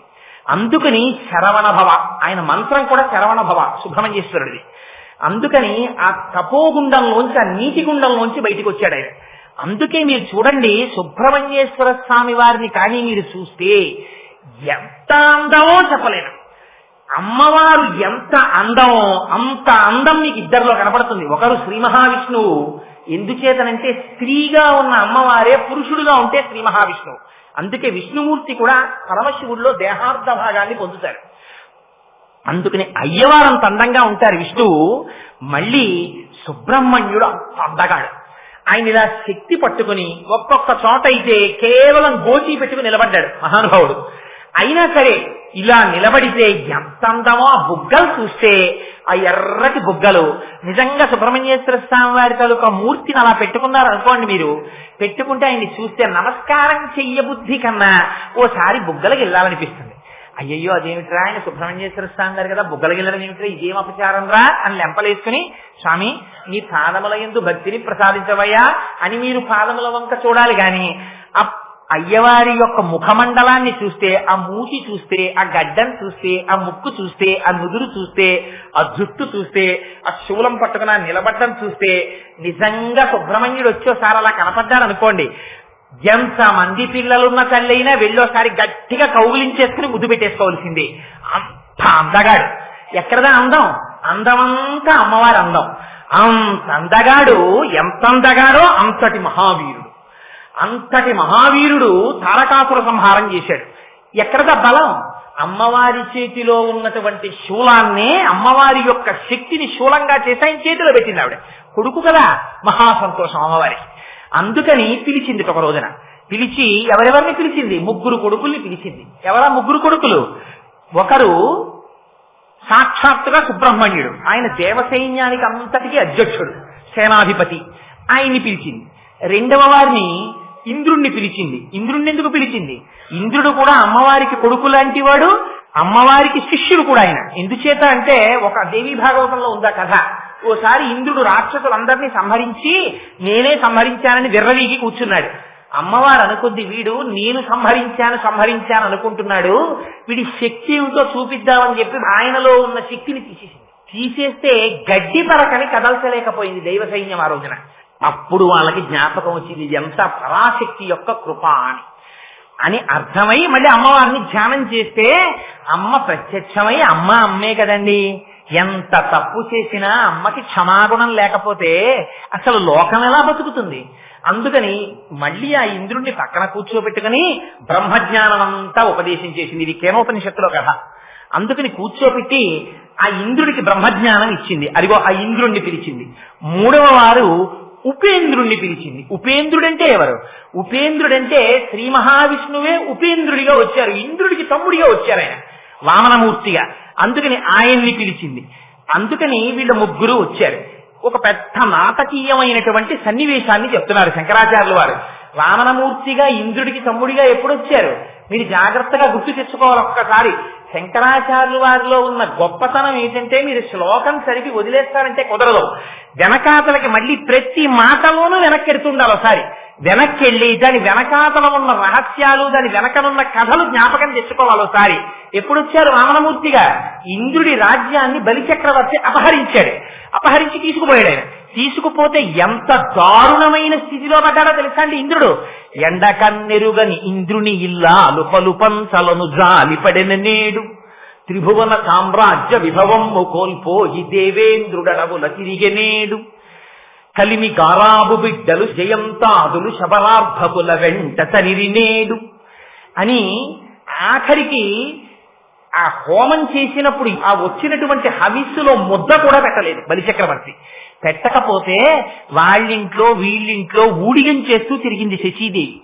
ఆఖరికి ఇంద్రుడి కొడుకులు జయంతుడు మొదలైనటువంటి వారు అక్కడ ఉండేటటువంటి ఆటవికులైన పిల్లల వెనకాతల తిరిగారు. అంత కష్టపడుతుంటే ఆనాడు అదితి తపస్సు చేసింది. ఇంద్రుడి యొక్క తల్లి ఆ తపస్సు చేసి నాకు ఎలా వస్తుంది మళ్ళీ మా అబ్బాయికి రాజ్యం అని అడిగింది భర్త కశ్యప ప్రజాపతిని. అడిగితే నువ్వు తపస్సు చెయ్యి, భగవంతున్ పరమున్ జనార్దనున్ కృపాపారీణు సర్వాధిపున్ శ్రీహరి సేవచేయు మతడున్ సంతుష్టుని పొంది నీకకు ఇష్టార్థములెల్లనిచ్చు, అఖిలార్థావ్యాప్తి చేకూరిడిన్ భగవత్సేవల పొందరాజ బహు సౌభాగ్యంబులంత్రేయసి అన్నాడు ఆయన భాగవతం. శ్రీ మహావిష్ణువుని స్తోత్రం చెయ్యమన్నారు. ఆయన ప్రత్యక్షమయ్యాడు. నేను నీ కడుపున పుడతాను అదితి అని ప్రమాణం చేశాడు. ఎలా? నీ కోడండ్రును నీ కుమారవరులు నీనాథుడు నీవును సంశ్లోకింపన్ సతులు పతుల్ సమ్మోదింప రాత్రించరుల్ శోకింపన్ భవదీయ గర్భమున తేజోమూర్తి జన్మించదన్ నాకు వేడుక పుట్టు నీ కొడుకనై నర్తించి వర్తింపగాన్. ఒక్కరు ఇంట్లో కానీ సరి అయిన వాడు ఉన్నాడా? చూడండి ఎంత గొప్ప ఫలితం వస్తుందో. తపస్సు చేసింది అదితి. శ్రీ మహావిష్ణువు పొంగిపోయి అన్నారు, అదితి నువ్వు చేసిన తపస్సుకి నేను ఎంత పొంగిపోయానో తెలుసా? నీ కోడండ్రును నీ కుమారవరులు నీనాథుడు నీవును సంశ్లోకింపన్, నీ అందరూ నాతో సంబంధం పెట్టుకుని మా అబ్బాయిని ఒకళ్ళంటారు, మా అన్నయ్యను ఒకళ్ళంటారు, మా బావగారిని ఒకళ్ళంటారు. ఇలా వాళ్ళందరూ సంతోషపడిపోయేటట్టుగా నీ పిల్లలు నన్ను తమ్ముడు తమ్ముడు అని పిలుస్తారు. నేను శ్రీ మహావిష్ణువుని శ్రీమన్నారాయణుణ్ణి. నన్ను ఎవరైనా తమ్ముడు తమ్ముడని పిలిచేవాళ్ళు ఉన్నారా ప్రపంచంలో? కానీ నీకు వరం ఇస్తున్నాను, నీ బిడ్డలు నన్ను తమ్ముడని పిలుస్తారు రాబో కాలంలో. అందుకని అలా నేను వస్తున్నాను. ఎలా వస్తాను? నాకు వెడుక పుట్టు నీ సుతుడనై నర్తించి వర్తింపగాన్. నీ తపస్సుకి ఎంత పొంగిపోయినా తెలుసా అదితి? నీ కడుపులో ఉండి నీ కడుపులోంచి బయటికి వచ్చి నీ కడుపునని ఆడుకుంటాను నీ ఇంట్లో. నీ కొడుకునని నీ పిల్లలకి తమ్ముడిగా వస్తాను. మిగిలిన అవతారాల్లో వచ్చిన రాక్షస సంహారం చేసి వెళ్ళిపోతాను. ఈ అవతారంలో గొప్పతనం ఏమిటో తెలుసా? నీ పిల్లలు శ్రీ మహావిష్ణువా మా తమ్ముడు అని చెప్పచ్చు అని వరం ఇచ్చారు. అందుకని ఇవాళ శంకరాచార్యులు వారు జ్ఞాపకం చేస్తున్నారు. అందుకని విశాఖేంద్రోపేంద్రో, ఇంకో పేరు వేయకూడదు, ఉపేంద్రో. ఉపేంద్రుడు అంటే ఎవరు? శ్రీ మహావిష్ణువు వామనమూర్తిగా వచ్చిన ఘట్టం. ఇంద్రుడికి తమ్ముడిగా వచ్చారు కాబట్టి ఉపేంద్రుడు. వాత్సల్యాన్ని చూపిస్తున్నారు. ఎందుకు ఇన్ని మాటలు? అమ్మవారు అయ్యవారుగా ఉంటే శ్రీ మహావిష్ణువు, అమ్మవారిగా ఉన్నా అదే వాత్సల్యం, అయ్యవారిగా ఉన్నా అదే వాత్సల్యం. ఇది అమ్మవారి యొక్క గుణం. ఇది మీకు జ్ఞాపకం రావడం కోసమని ఇంకొక పేరు. ఇంకో పేరు వేయకూడదా? విష్ణు సహస్రంలో ఎన్ని పేర్లున్నాయి స్వామికి? విశాఖేంద్రోపేంద్రో ఉపేంద్రుడు అన్నారు. పుట్టినవాడు ఇంద్రుడికి తమ్ముడు అనిపించుకోవడానికి వరస కలుపుకోవడానికి అనుమతి ఇచ్చేశారు. అందుకని ఇంద్రుడు ఇంద్రుడి తమ్ముడు ఉపేంద్రుడు అన్నారు. ఇప్పుడు వామనమూర్తిగానే పెడుతున్నది, శ్రీ మహావిష్ణువుగానే పెడుతున్నారు. కానీ ఉపేంద్రుడని పిలుస్తారంటే ఆయన యొక్క వాత్సల్యాన్ని చూపిస్తారు శంకరాచార్యులు వారు. అందుకని విశాఖేంద్రోపేంద్రో వీళ్ళ ముగ్గురిని పిలిచింది అమ్మ. పిలిచి, అబ్బాయి బయట రాక్షసులు వీరవిహారం చేస్తున్నారా, మీరు వెళ్ళి ఆ రాక్షసుల్ని సంహరించండి అని. అమ్మవారు శక్తినిస్తే వాళ్ళకి పరిగెత్తుకుంటూ వెళ్ళారు. వాళ్ళు యుద్ధానికి వెళ్ళారు. ఆ వచ్చినటువంటి రాక్షసులందరినీ ఏదో సంహరించేశారు. సంహరించేసి వాళ్ళు ముగ్గురు ఆ విజయవార్త పట్టుకుని పరిగెత్తుకుంటూ అంతఃపురానికి వచ్చారు, మణిద్వీపానికి. వచ్చేటప్పటికీ అమ్మవారు ఎలా ఉంటుందో అలా ఉండడం వెనకాల రహస్యం ఏమిటో మీకు లలితా సహస్రనామంలో అమ్మవారికి ఒక నామం ఉంది. ఏమిటా నామం? తాంబూలపూరితముఖి, అంటే తాంబూలం వేసుకున్నటువంటి అమ్మ. ఎందుకండి ఆ నామం చెప్పడం? ఆవిడ తాంబూలం వేసుకుంది, మీకెందుకు ఇప్పుడు అది? ఆవిడ తాంబూలం వేసుకుంటే మనం ఎందుకు? అమ్మ తాంబూలం వేసుకుంది, అదో నామమా? ఎందుకు ఆ నామం? అందులో ఒక రహస్యం ఉంది. ఏమిటో తెలుసా అండి? నిన్నను సమయం అయిపోతోందని నేను కొన్ని శ్లోకాలు కుదించేస్తున్నానన్నానే, ఇవాళ చెప్పేస్తాను రహస్యం. ఎక్కడ కుదించేస్తున్నానో కొన్ని. దరిద్రాణం చింతామణి గుణనిక అన్నారు శంకరాచార్యులు వారు నిన్న. దరిద్రులకి నువ్వు చింతామణులతో కూడినటువంటి హారమునవు అన్నారు. ఆ గుణనిక హారము అనకూడదా శంకరాచార్యులు వారు? అనకూడదు. గుణనిక అనడంలో రహస్యం ఉంది. ఏమిటో తెలుసా అండి? మీరు గుణనికా వ్యాఖ్యానము అని లలితా సహస్రనామ స్తోత్రానికి ఒక వ్యాఖ్యానం ఉంది. మీరు ఈ గు నా ని క వీటిని గూని గా నీని నా నీని నా కాని క కిందుంచి ఈ అక్షరాలని అంకెల్లోకి మార్చేస్తారు. అదొక సాంప్రదాయం. ఈ అక్షరాలని మీరు అంకెల్లోకి మార్చేశారనుకోండి, గా 5 అయిపోతుంది, నా 3 అయిపోతుంది, నా 0 అయిపోతుంది, కా 1 అయిపోతుంది. అంకానం వామతో ఒకటి. అంకెగా చెప్పేటప్పుడు మళ్ళీ అక్షరాన్ని అంకెగా చెప్తే అట్టించుకు తిరగేయాలి అంటల్లా మీరు. మరి అష్టోత్తర శతనామం అంటున్నారు. అష్టోత్తర అన్నప్పుడు ముందు 8, శత అంటే అటువైపుకి 100 చెప్పినప్పుడు 100 ఇటేసి 8 అటేసి 108 అంటల్లా. చతుర్దశ ముందు 4 దశటు చెప్పినప్పుడు 10 ఇటేసి 4 అటేసి 14 అంటల్లా. అంకానం వామతో ఒకటి అట్నుంచి మార్చి చెప్తారు. అందుకని ఇప్పుడు మీకు ఇవేమైపోతుంది, అట్నుంచి ఇటుకేశారనుకోండి 1053 వస్తుంది. లలితా సహస్రనామ స్తోత్రాన్ని గుణనికా వ్యాఖ్యానంతో చదివి నామాల్ని ఏరిచి 1053 వస్తాయి. ఇవి ప్రతి నామం చింతామణి అయిపోతుంది. గుణనికా వ్యాఖ్యానాన్ని చదివి లలితా సహస్రనామ స్తోత్రం చదివితే మీరు ఏ నామం చెప్పినా అది చింతామణి మీ చేతిలోకి వచ్చి కూర్చుంటుంది. ఆ చింతామణి చేత్తో పట్టుకున్నవాడు ఏదైనా చేసేస్తాడు. అందుకని ఇదిగో గుణనిక అనొక్క మాట శంకరుడు వేస్తే దాని వెనకాతల అన్ని రహస్యాలు. అది నిన్నటి శ్లోకానికి మళ్ళీ ఇవాళ వచ్చాను, చెప్పాలి కాబట్టి. సరే, అందుకని ఇక్కడ శంకరులు అంటారు, ఈ ముగ్గురు యుద్ధానికి వెళ్ళారు రాక్షసుల మీదకి. వెళ్ళిన వాళ్ళు యుద్ధం చేశారు, గెలిచారు రాక్షసుల మీద. పరుగున ఇంటికి వచ్చారు. అంతఃపురంలో అమ్మవారి కూర్చుని తాంబూలం వేసుకుంది. అక్కడ కదా ఆగాను. తాంబూల పూరితముఖి, తాంబూలం వేసుకున్నమ్మా అని లలితా సహస్రంలో అమ్మవారికి ఓ పేరు. ఎందుకంటే ఆ పేరు వ్యాసుల వారు అంతే చెప్పు వదిలేశారు. ఆ పేరేమిటో, ఆ పేరు వింటే ఏమవుతుందో, అలా అమ్మవారి నోటిని చూస్తే ఏమవుతుందో, అలా ఎందుకు వేసుకుని ఉంటుందో రహస్యాన్ని శంకరాచార్యుల వారు చెప్తారు ఇవాళ. ఆయన అంటారు, ఆ ముగ్గురు యుద్ధంలో గెలిచారు. గెలిచి విజయవార్త చెప్పాలనుకున్నారు అమ్మకి. చెప్పాలనుకుని అమ్మవారే కదా మరి పిలిచి చెప్పింది యుద్ధానికి వెళ్ళమని. శక్తినిచ్చింది అమ్మవారే, పరాశక్తి స్వరూపం గనక. పరిగెత్తుకుంటూ వచ్చారట. ఇంటికి వచ్చి అంతఃపురంలోకి పరిగెత్తుకుంటూ వచ్చేసారట లోపలికి. వచ్చేటప్పటికి రణే జిత్వా దైత్యానపహృత శిరస్త్రై కవచిభి. అంతఃపురంలోకి పరిగెత్తుకుంటూ వచ్చేశారు. అమ్మ దగ్గరికి వెళ్ళాలి. అమ్మ దగ్గరికి వెళ్ళేటప్పుడు దేవాలయం లోపలికి వాన పడుతున్నా దర్శనానికి వస్తుంటే రాజద్వారం దాటి లోపలికి వచ్చేటప్పుడు టోపీ తీసేయాలి. తల తడిసిపోయినా సరే. ఛత్రం పట్టించుకునే అధికారం పరమాత్మ ఒక్కడికే ఉంది దేవాలయ ప్రాంగణంలో. వాన పడుతున్నా మనం గొడుగేసుకోకూడదు, రాజద్వారం దాటాక గొడుగేసుకోవాలి. ఎందుకని ఛత్రం ధారయామి అని ఇక్కడ పరమాత్మకి మాత్రమే గొడుగు పడతారు. ఇక్కడ మనం గొడుగు పట్టుకుంటే అపచారం అవుతుంది. అందుకని గొడుగు గుళ్ళో ప్రదక్షిణం చేసేటప్పుడు కొంతమంది వాన పడుతుంటే గొడుగు మూసి లోపలికి ఎడతారు. అదేంటి ఇక్కడ వరకు గొడుగుతో వచ్చిన వాళ్ళు శివాలయంలో ఆ లోపల నంది దాటే వరకు గొడుగు వేసుకు వెళ్ళొచ్చుగా, ఎందుకు అలా తడిసిపోయి వెళ్తాడనిపిస్తుంది మనకంటే. వారికి తెలుస్తన్నమాట సంప్రదాయం.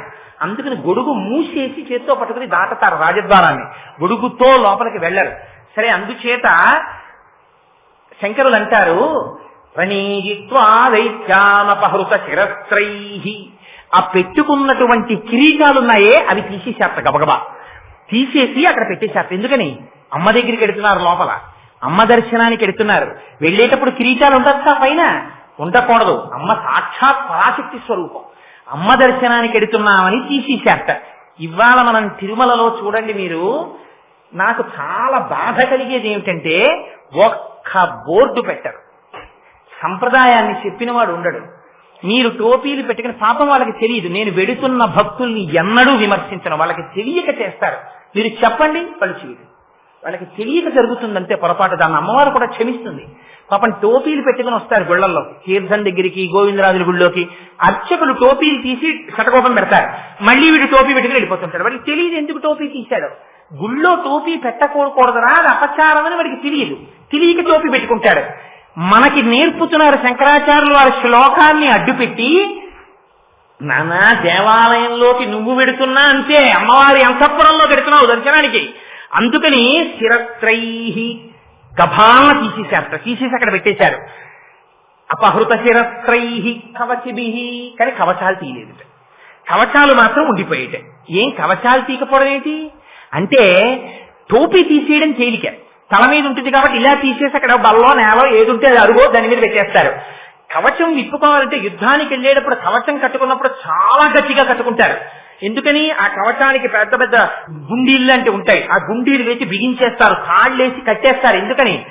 శరీరములకు ముఖ్యమైన భాగములకు దెబ్బ తినకుండా కవచం కాపాడుతుంది. ఆ కవచం జారిపోకూడదు, అందుకని చాలా గట్టిగా కట్టుకుంటారు ఆ కవచాన్ని. కవచంలో ఎక్కడైనా ఖాళీ కనపడితే ఆ ఖాళీలోంచి బాణం కొడతారు శత్రువులు. మరి ఖాళీ లేకుండా కట్టుకోవాలి. కవచం ఇప్పుకోవడం చాలా టైం పడుతుంది. ఆ తాళ్ళు ఇప్పుకోవాలి, కప్పెట్లు ఇప్పుకోవాలి, గుండీలు ఇప్పుకోవాలి, ఆ పెట్టుకున్న మేకులు ఇప్పుకోవాలి, అవన్నీ విప్పి కవచం తీసి పక్కన పెట్టాలి. వీళ్ళు లోపల ఎంత సంతోషంగా ఉన్నారంటే అమ్మ దగ్గరికి వెళ్ళిపోయి చెప్పాలి, అమ్మ అమ్మ అమ్మ గెలిచేసామమ్మా వచ్చేసామమ్మా అని చెప్పాలి. ఇది ఎలా ఉంటుందంటే మీకు నాటకీయంగా శంకరాచార్యులు వారు దర్శనం చేయిస్తారు. పిల్లవాడు ఉంటాడు, ఒరే నాన్న ఫస్ట్ యూనిట్ బాగా రాశావా అంటుంది అమ్మ పొద్దున్న సాక్స్ వేస్తూ. ఒరే నువ్వు ఆ సాక్స్ తో పరిగెడుతున్నావురా, అడుగునేమో నల్లగా అట్టలు కట్టేస్తున్నాయి, గోడ జారిపోతుంది ఆ సాక్స్ ఉతకలేక, నువ్వు ఆ సాక్స్ తో నడిచే అలవాటు మానేసేయి, బూట్లు విప్పగానే సాక్స్ కూడా విప్పు అంటుంది అమ్మ. ఇన్ని చెప్తుంది. ఓ అలాగేనమ్మా అలాగేనమ్మా అంటాడు. హాయిగా దొరలా కుర్చీలో కూర్చుని చేతిలో పళ్ళెం పెట్టుకుని టిఫిన్ తింటూ ఉంటాడు దొరగారు. పాపం అమ్మ కింద కూర్చుని వీడి కాళ్ళకి సాక్స్ చేస్తుంది. ఏమిచ్చి రుణం తీర్చుకుంటారండి అమ్మకి మీరు? మీ కాళ్ళు పట్టుకుని సాక్సేసి బూటు కాళ్ళలోకి ఎక్కించి ఆ లేసులు చక్కగా ముడేసి, ఒరే నువ్వు ఆ కాళ్ళు ఉండగానే ఆ బూట్లు ఇలా నొక్కేస్తున్నావు, అవి శుభ్రంగా ఇలా లూజ్ అయిపోతున్నాయి, అలా చేయకు, లేచిప్పుకో అని ఇన్ని చెప్తూ వాడు అన్నం తింటుంటే టిఫిన్ తింటుంటే వీడన్నీ కడుతుంది. పాపం కడితే వీడు స్కూల్కి వెళ్ళిపోతాడు. వెళ్ళిపోయి మధ్యాహ్నం లంచ్ బ్రేక్ లో ఇంటికి వస్తుంటాడు. మార్కులు ఇచ్చారు, వీడికి ఏదో ఫస్ట్ మార్క్ వచ్చింది. ఆ ప్రోగ్రెస్ కార్డు అట్టుకున్నాడు. అమ్మకి చెప్పాలి, అమ్మ ఫస్ట్ మార్క్ వచ్చిందమ్మా అని. పరిగెత్తుకుంటే ప్రోగ్రెస్ కార్డు ఇలాగే చేతిలో పట్టుకుని పరిగెత్తుకొచ్చేస్తుంటాడు. ఆ వచ్చేసి ఆ బ్యాగ్ ఉంటుంది, కాలింగ్ బెల్ 2 మాటలు 3 మాటలు నొక్కేస్తాడు, తలుపులు గుద్దేస్తాడు. వస్తున్నా వస్తున్నా అమ్మ గబగబా వెళ్ళి గడియ తీసొచ్చి, పాపం అమ్మకేం తెలుసు, వచ్చి కుర్చీలో కూర్చుంటుంది. వాడు చాకలి మూట విసిరేసినట్టు ఆ బ్యాగ్ ఇలా తీసేసి ఒక్కసారి ఇంట్లోకి విసిరి పారేసి ఈ బూటు కాలుతో ఈ బూట్ని, ఈ బూటు కాలుతో ఈ బూట్ని తొక్కేసి విప్పేసి ఒక్కసారి మళ్ళీ ఆ సాక్షి విప్పాలంటే మాత్రం కూర్చుని శ్రద్ధగా ఇలా విప్పాలి, టైం ఉండదు. అందుకని పరిగెత్తుకుంటూ లోపలికి వచ్చేసి అమ్మ కుర్చీలో కూర్చుంటే పక్కనే కూర్చుండిపోయి ఆ చెమటతోటి అమ్మ ఒళ్ళో ప్రోగ్రెస్ కార్డు అయితే, అమ్మ ఫస్ట్ ర్యాంక్ చూసావా తెలుగు అని ఇలా చూపించేస్తుంటాడు. చూపించేస్తుంటే అమ్మ సంతోషపడిపోతే ఇలా మార్కులు చూస్తుంటే అమ్మ నోటి వంక, అమ్మ వేసుకున్న తాంబూలం నోటి వంక చూస్తూ ఆ ప్రోగ్రెస్ కార్డులో మార్కులు చెప్పిన పిల్లల్లా, సాక్షి ఇప్పకుండా ఇంట్లోకి వచ్చేసిన పిల్లల్లాగా ఈ ముగ్గురు అమ్మ దగ్గరికి ఎప్పుడు వెళ్ళిపోదాం అంటే వాళ్ళు కూడా అమ్మ పిల్లలే. ఇంద్రుడు, సుబ్రహ్మణ్యుడు, శ్రీ మహావిష్ణువు వీళ్ళు కూడా అమ్మవారి పిల్లలు. అంటే మనమెంతటి వాళ్ళం, మనం కూడా అందరం అమ్మవారి పిల్లలం. ఇది శంకరాచార్యులు వారు చెప్పేది. అవి వాత్సల్యం అటువంటిది. పరుగు పరుగున అమ్మవారి దగ్గరికి వెళ్ళిపోయారట. వెళ్ళిపోయి పైన ఉన్నటువంటి కిరీటాలు తీశారట. కానీ అపహృత శిరస్త్రై కవచిభి, కవచాలు మాత్రం ఉండిపోయాట. ఆ పిల్లలు ఎలా అమ్మ దగ్గరికి పరిగెడతారో అలా పరిగెడుతున్నారట ముగ్గురు కవచంతో. పరిగెడుతుంటే ముందు పరమశివుడి యొక్క నివాసం కనపడింది. అందులోకి ముందు నాన్నగారి దగ్గరికి వెళ్ళి ఒకసారి చెప్పేద్దాం నాన్నగారికి, నాన్నగారండి మేము ఎందుకని ముందు శివుడి మందిరానికి వెళ్లకుండా అమ్మ దగ్గరికి వచ్చారా? అసహించుకుంటుంది అమ్మ, గుర్తుపెట్టుకోండి. మీరు ముందు ఆవిడ భర్తని సేవించకపోయారా? శక్తిని ఆవిడ ఇచ్చి ఉండొచ్చు, ఆవిడ భర్తకి అగౌరవం కలిగిందా ఆవిడ కన్ను ఎరిపెక్కుతుంది. అందుకని ముందు నాన్నగారి దగ్గరికి వెళ్ళవలసిందే. వీళ్ళు పరిగెత్తుకుంటూ నాన్నగారి అంతఃపురంలోకి వెళ్ళారట. వెళ్ళేసరికి సన్నివేశం ఎలా ఉంది, అక్కడ భోజనం చేశారట పరమేశ్వరుడు. నివృత్యై చండాంశ త్రిపురహర నిర్మాల్య విముఖై. ఎన్ని రహస్యాలు చెప్పేస్తారండి. అక్కడ బంగారపు పళ్ళాళ్ళు పెట్టున్నాయిట. వాటిలో శంకరుడు చేసినంత భోజనం చేశారు, కొన్ని పదార్థాలు వదిలేశారట వారు. ఆయన భోజనం చేసేశారు కనుక వారు విశ్రాంతి తీసుకుంటున్నారని గుర్తు. ఇప్పుడు వెళ్ళిపోయి నాన్నగారి మీద అడిపోయి నాన్నగారిని ఓ నాన్నగారండి అని లేపేయకూడదు, అమ్మ దగ్గరికి వెళ్ళాలి. ముందు నాన్నగారి దగ్గరికి వెళ్ళావా? వెళ్ళానమ్మా. నాన్నగారు అన్నం తిని అక్కడ కంచం వదిలేశారు, నాన్నగారు పడుకున్నారేమోనని నీ దగ్గరికి పరిగెత్తు. అమ్మ పడుకున్నా ఎగిరి గభావం అంతా ఎక్కేయచ్చు. నాన్నగారి దగ్గర అలా ఎక్కేయడానికి కొంచెం జంక్ ఉంటుంది, అమ్మో నాన్నగారు పడుకున్నారని. అమ్మ దగ్గర స్వాతంత్రం ఉంటుందని అమ్మ దగ్గరికి పరిగెత్తుకొస్తున్నారు. వస్తూ అక్కడ శంకర్లో పెద్ద మాట వాడారు. అంత యుద్ధం చేసి వచ్చారు కదా, వచ్చినప్పుడు ఆకలిగా ఉంటుంది కదా, మరి తండ్రి కదా తండ్రి తిన్న విస్తట్లో ఇంకా కొన్ని మధుర పదార్థాలు ఉన్నాయి కదా, ఆ మధుర పదార్థాలు మరి వీళ్ళు ఏదో కొన్ని తీసుకుని రే పరమశివుడి ప్రసాదం రా అని వీళ్ళు కూడా తినాలి కదా, నోట్లో వేసుకోవాలి కదా.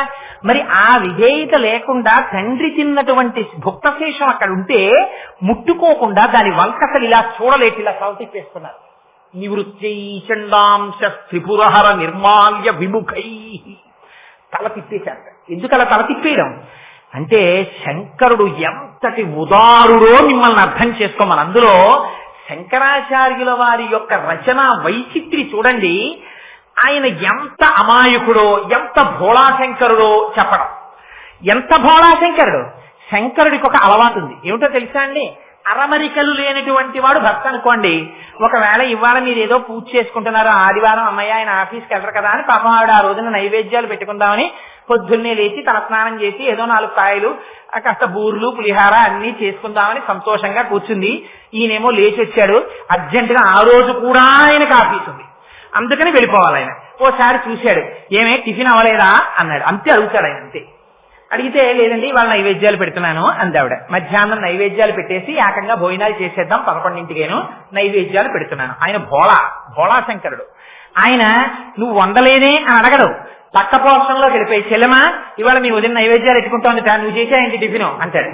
అంటే అయిపోయింది అన్నయ్య గారు రండి ఇడ్లీ చేశాను, మీ బావగారు కూడా తింటున్నారు రండి అని ఆవిడ పెట్టేస్తుంది ఇడ్లీ. ఈయన తినేసి అప్పుడు వచ్చి చెప్తాడు మా చెల్లెల దగ్గర తినేసానులే టిఫిన్, మధ్యాహ్నం వస్తాను నువ్వు నైవేద్యం పెట్టేసి ఉంచు ప్రసాదం తింటానంటాడు.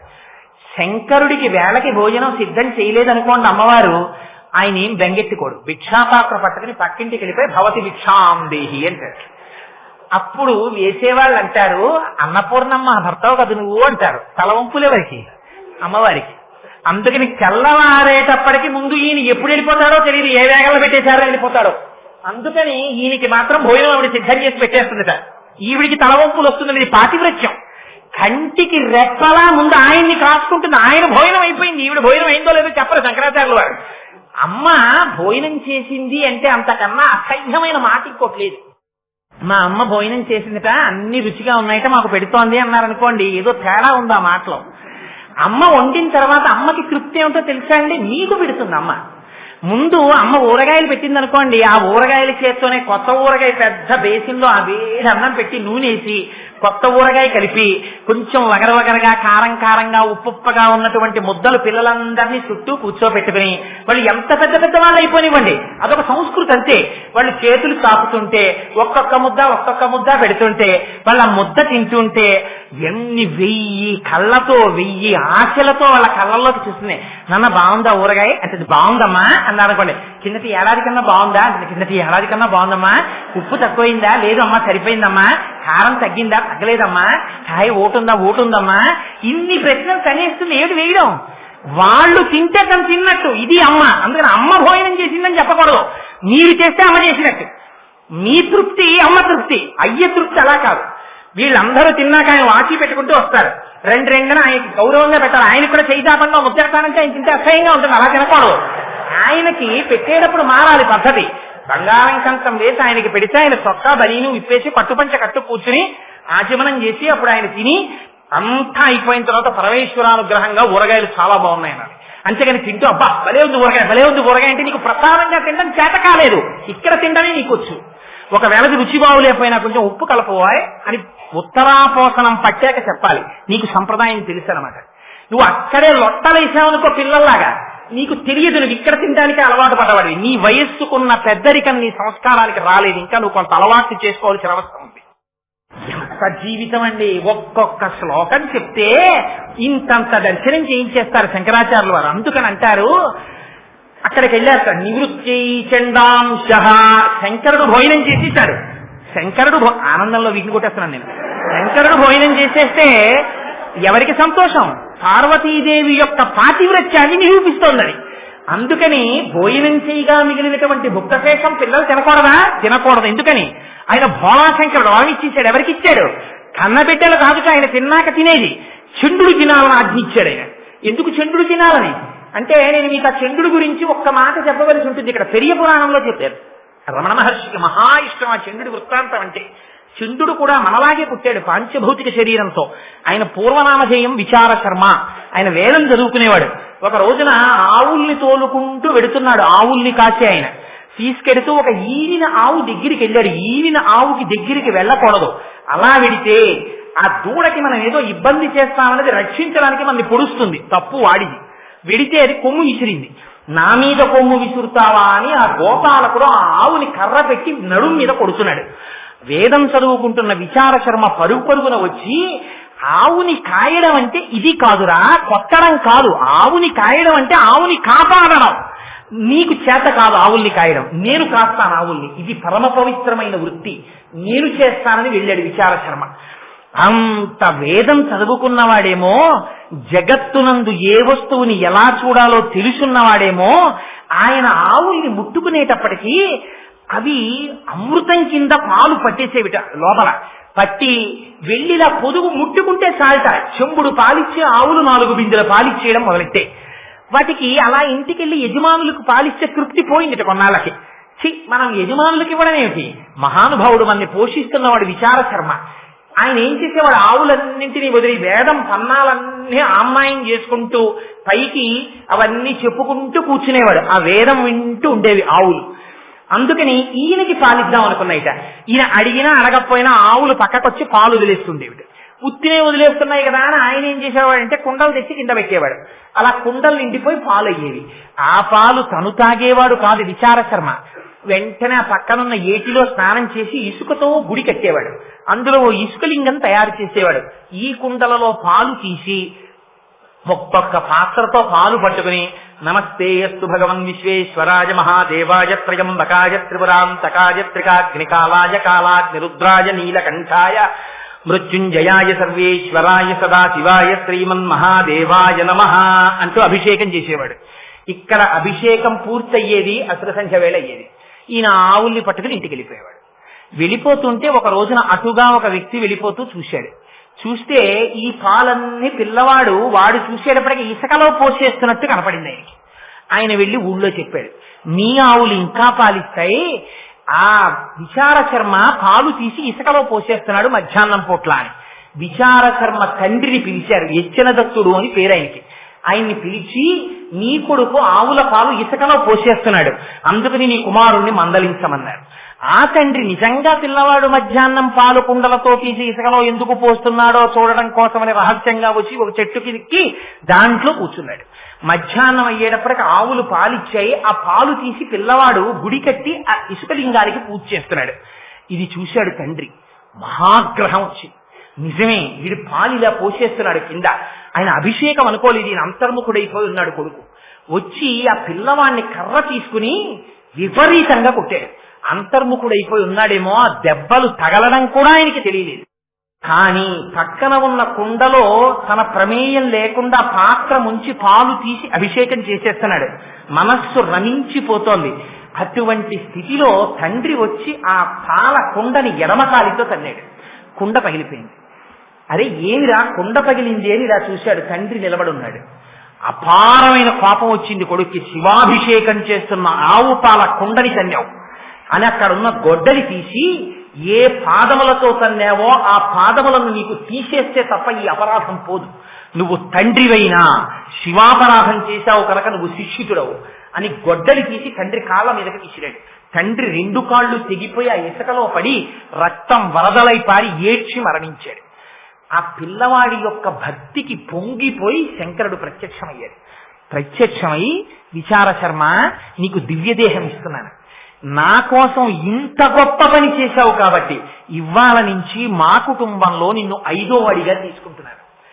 నా కోసం ఆవు పాలతో ఇంత తాదాత్మ్యంతో అభిషేకం చేశావు కనుక ఇవాళ నుంచి నా కొడుకులకి కూడా లేని అధికారం నీకిస్తున్నాను. నేను భోజనం చేసిన తరువాత మిగిలిన పదార్థాలు నా కొడుకులు కూడా ముట్టుకోవడానికి వీల్లేదు, నువ్వు తినాలి. నీకు చూపించి నువ్వు తినేసిన తర్వాత నువ్వు తీసుకెళ్ళమని అనుగ్రహిస్తేనే వాడు తీసుకోవాలి.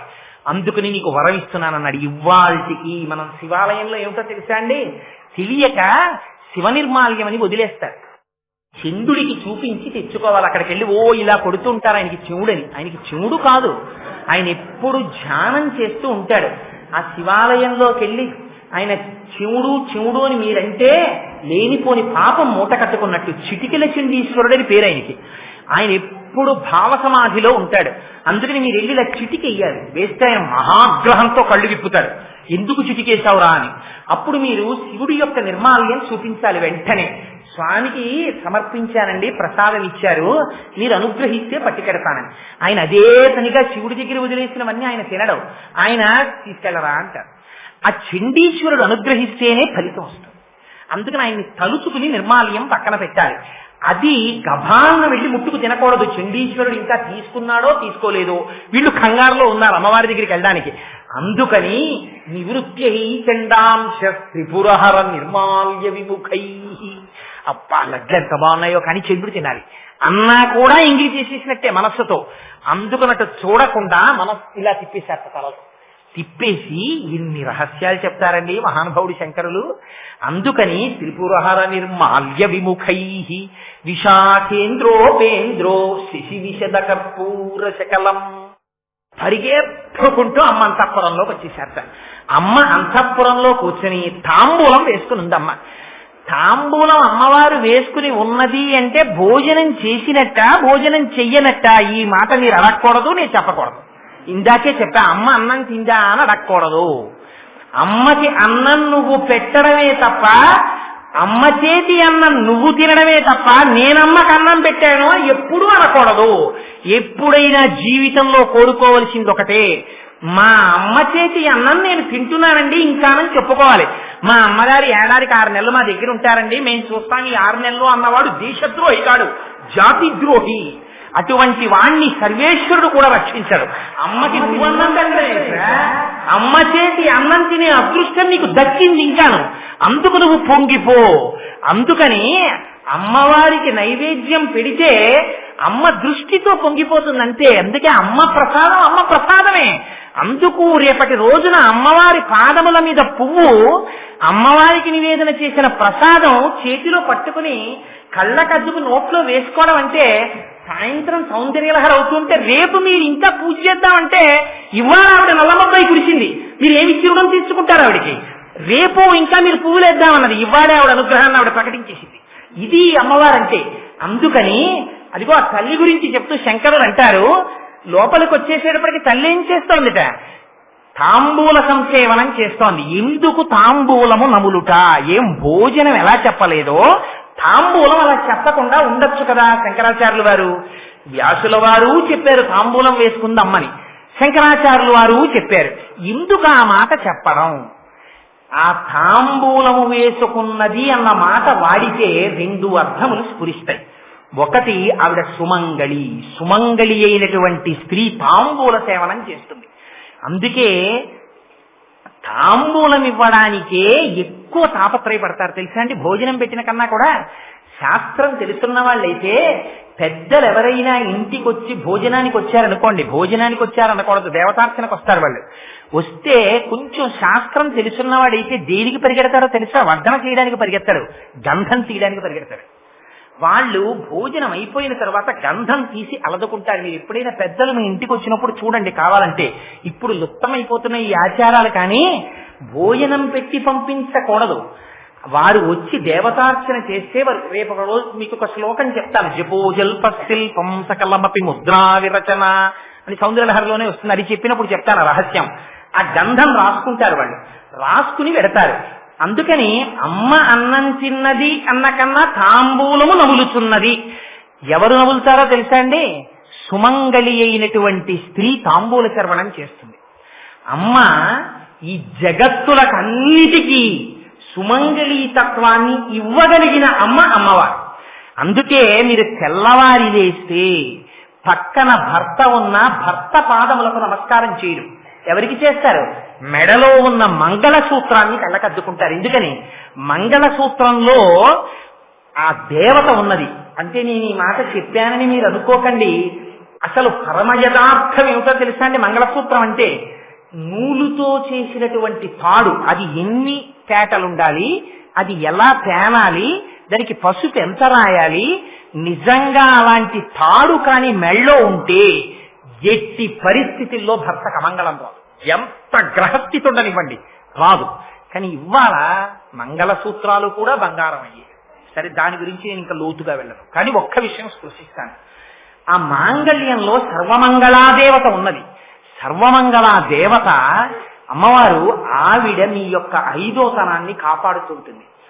ఇవాళ మీరు నిద్రలేసేటప్పటికి పక్కన పడుకున్న భర్త రేపు, ఎల్లుండి, ఆపై రోజు, ఆ తర్వాత కూడా మీకు కనపడాలంటే ఆయన చేతిలో మీరు వెళ్ళిపోయి ఆయన లేచేటప్పటికి మీరు పక్కన లేనటువంటి స్థితి ఒకనాడు పండిపోయిన వయస్సులు వచ్చే వరకు ఉండి 3 తరాలు చూసుకుని ఓపికగా సేవ చేసుకుని హాయిగా ఆయన ఒళ్ళో తలపెట్టుకుని, నాకు బాగా తెలుసున్నటువంటి మహాభక్తులు ఒక ఆయన ఉన్నారు హైదరాబాద్ లో, శైవ పత్రికలో కూడా వేశారు ఆవిడ గురించి.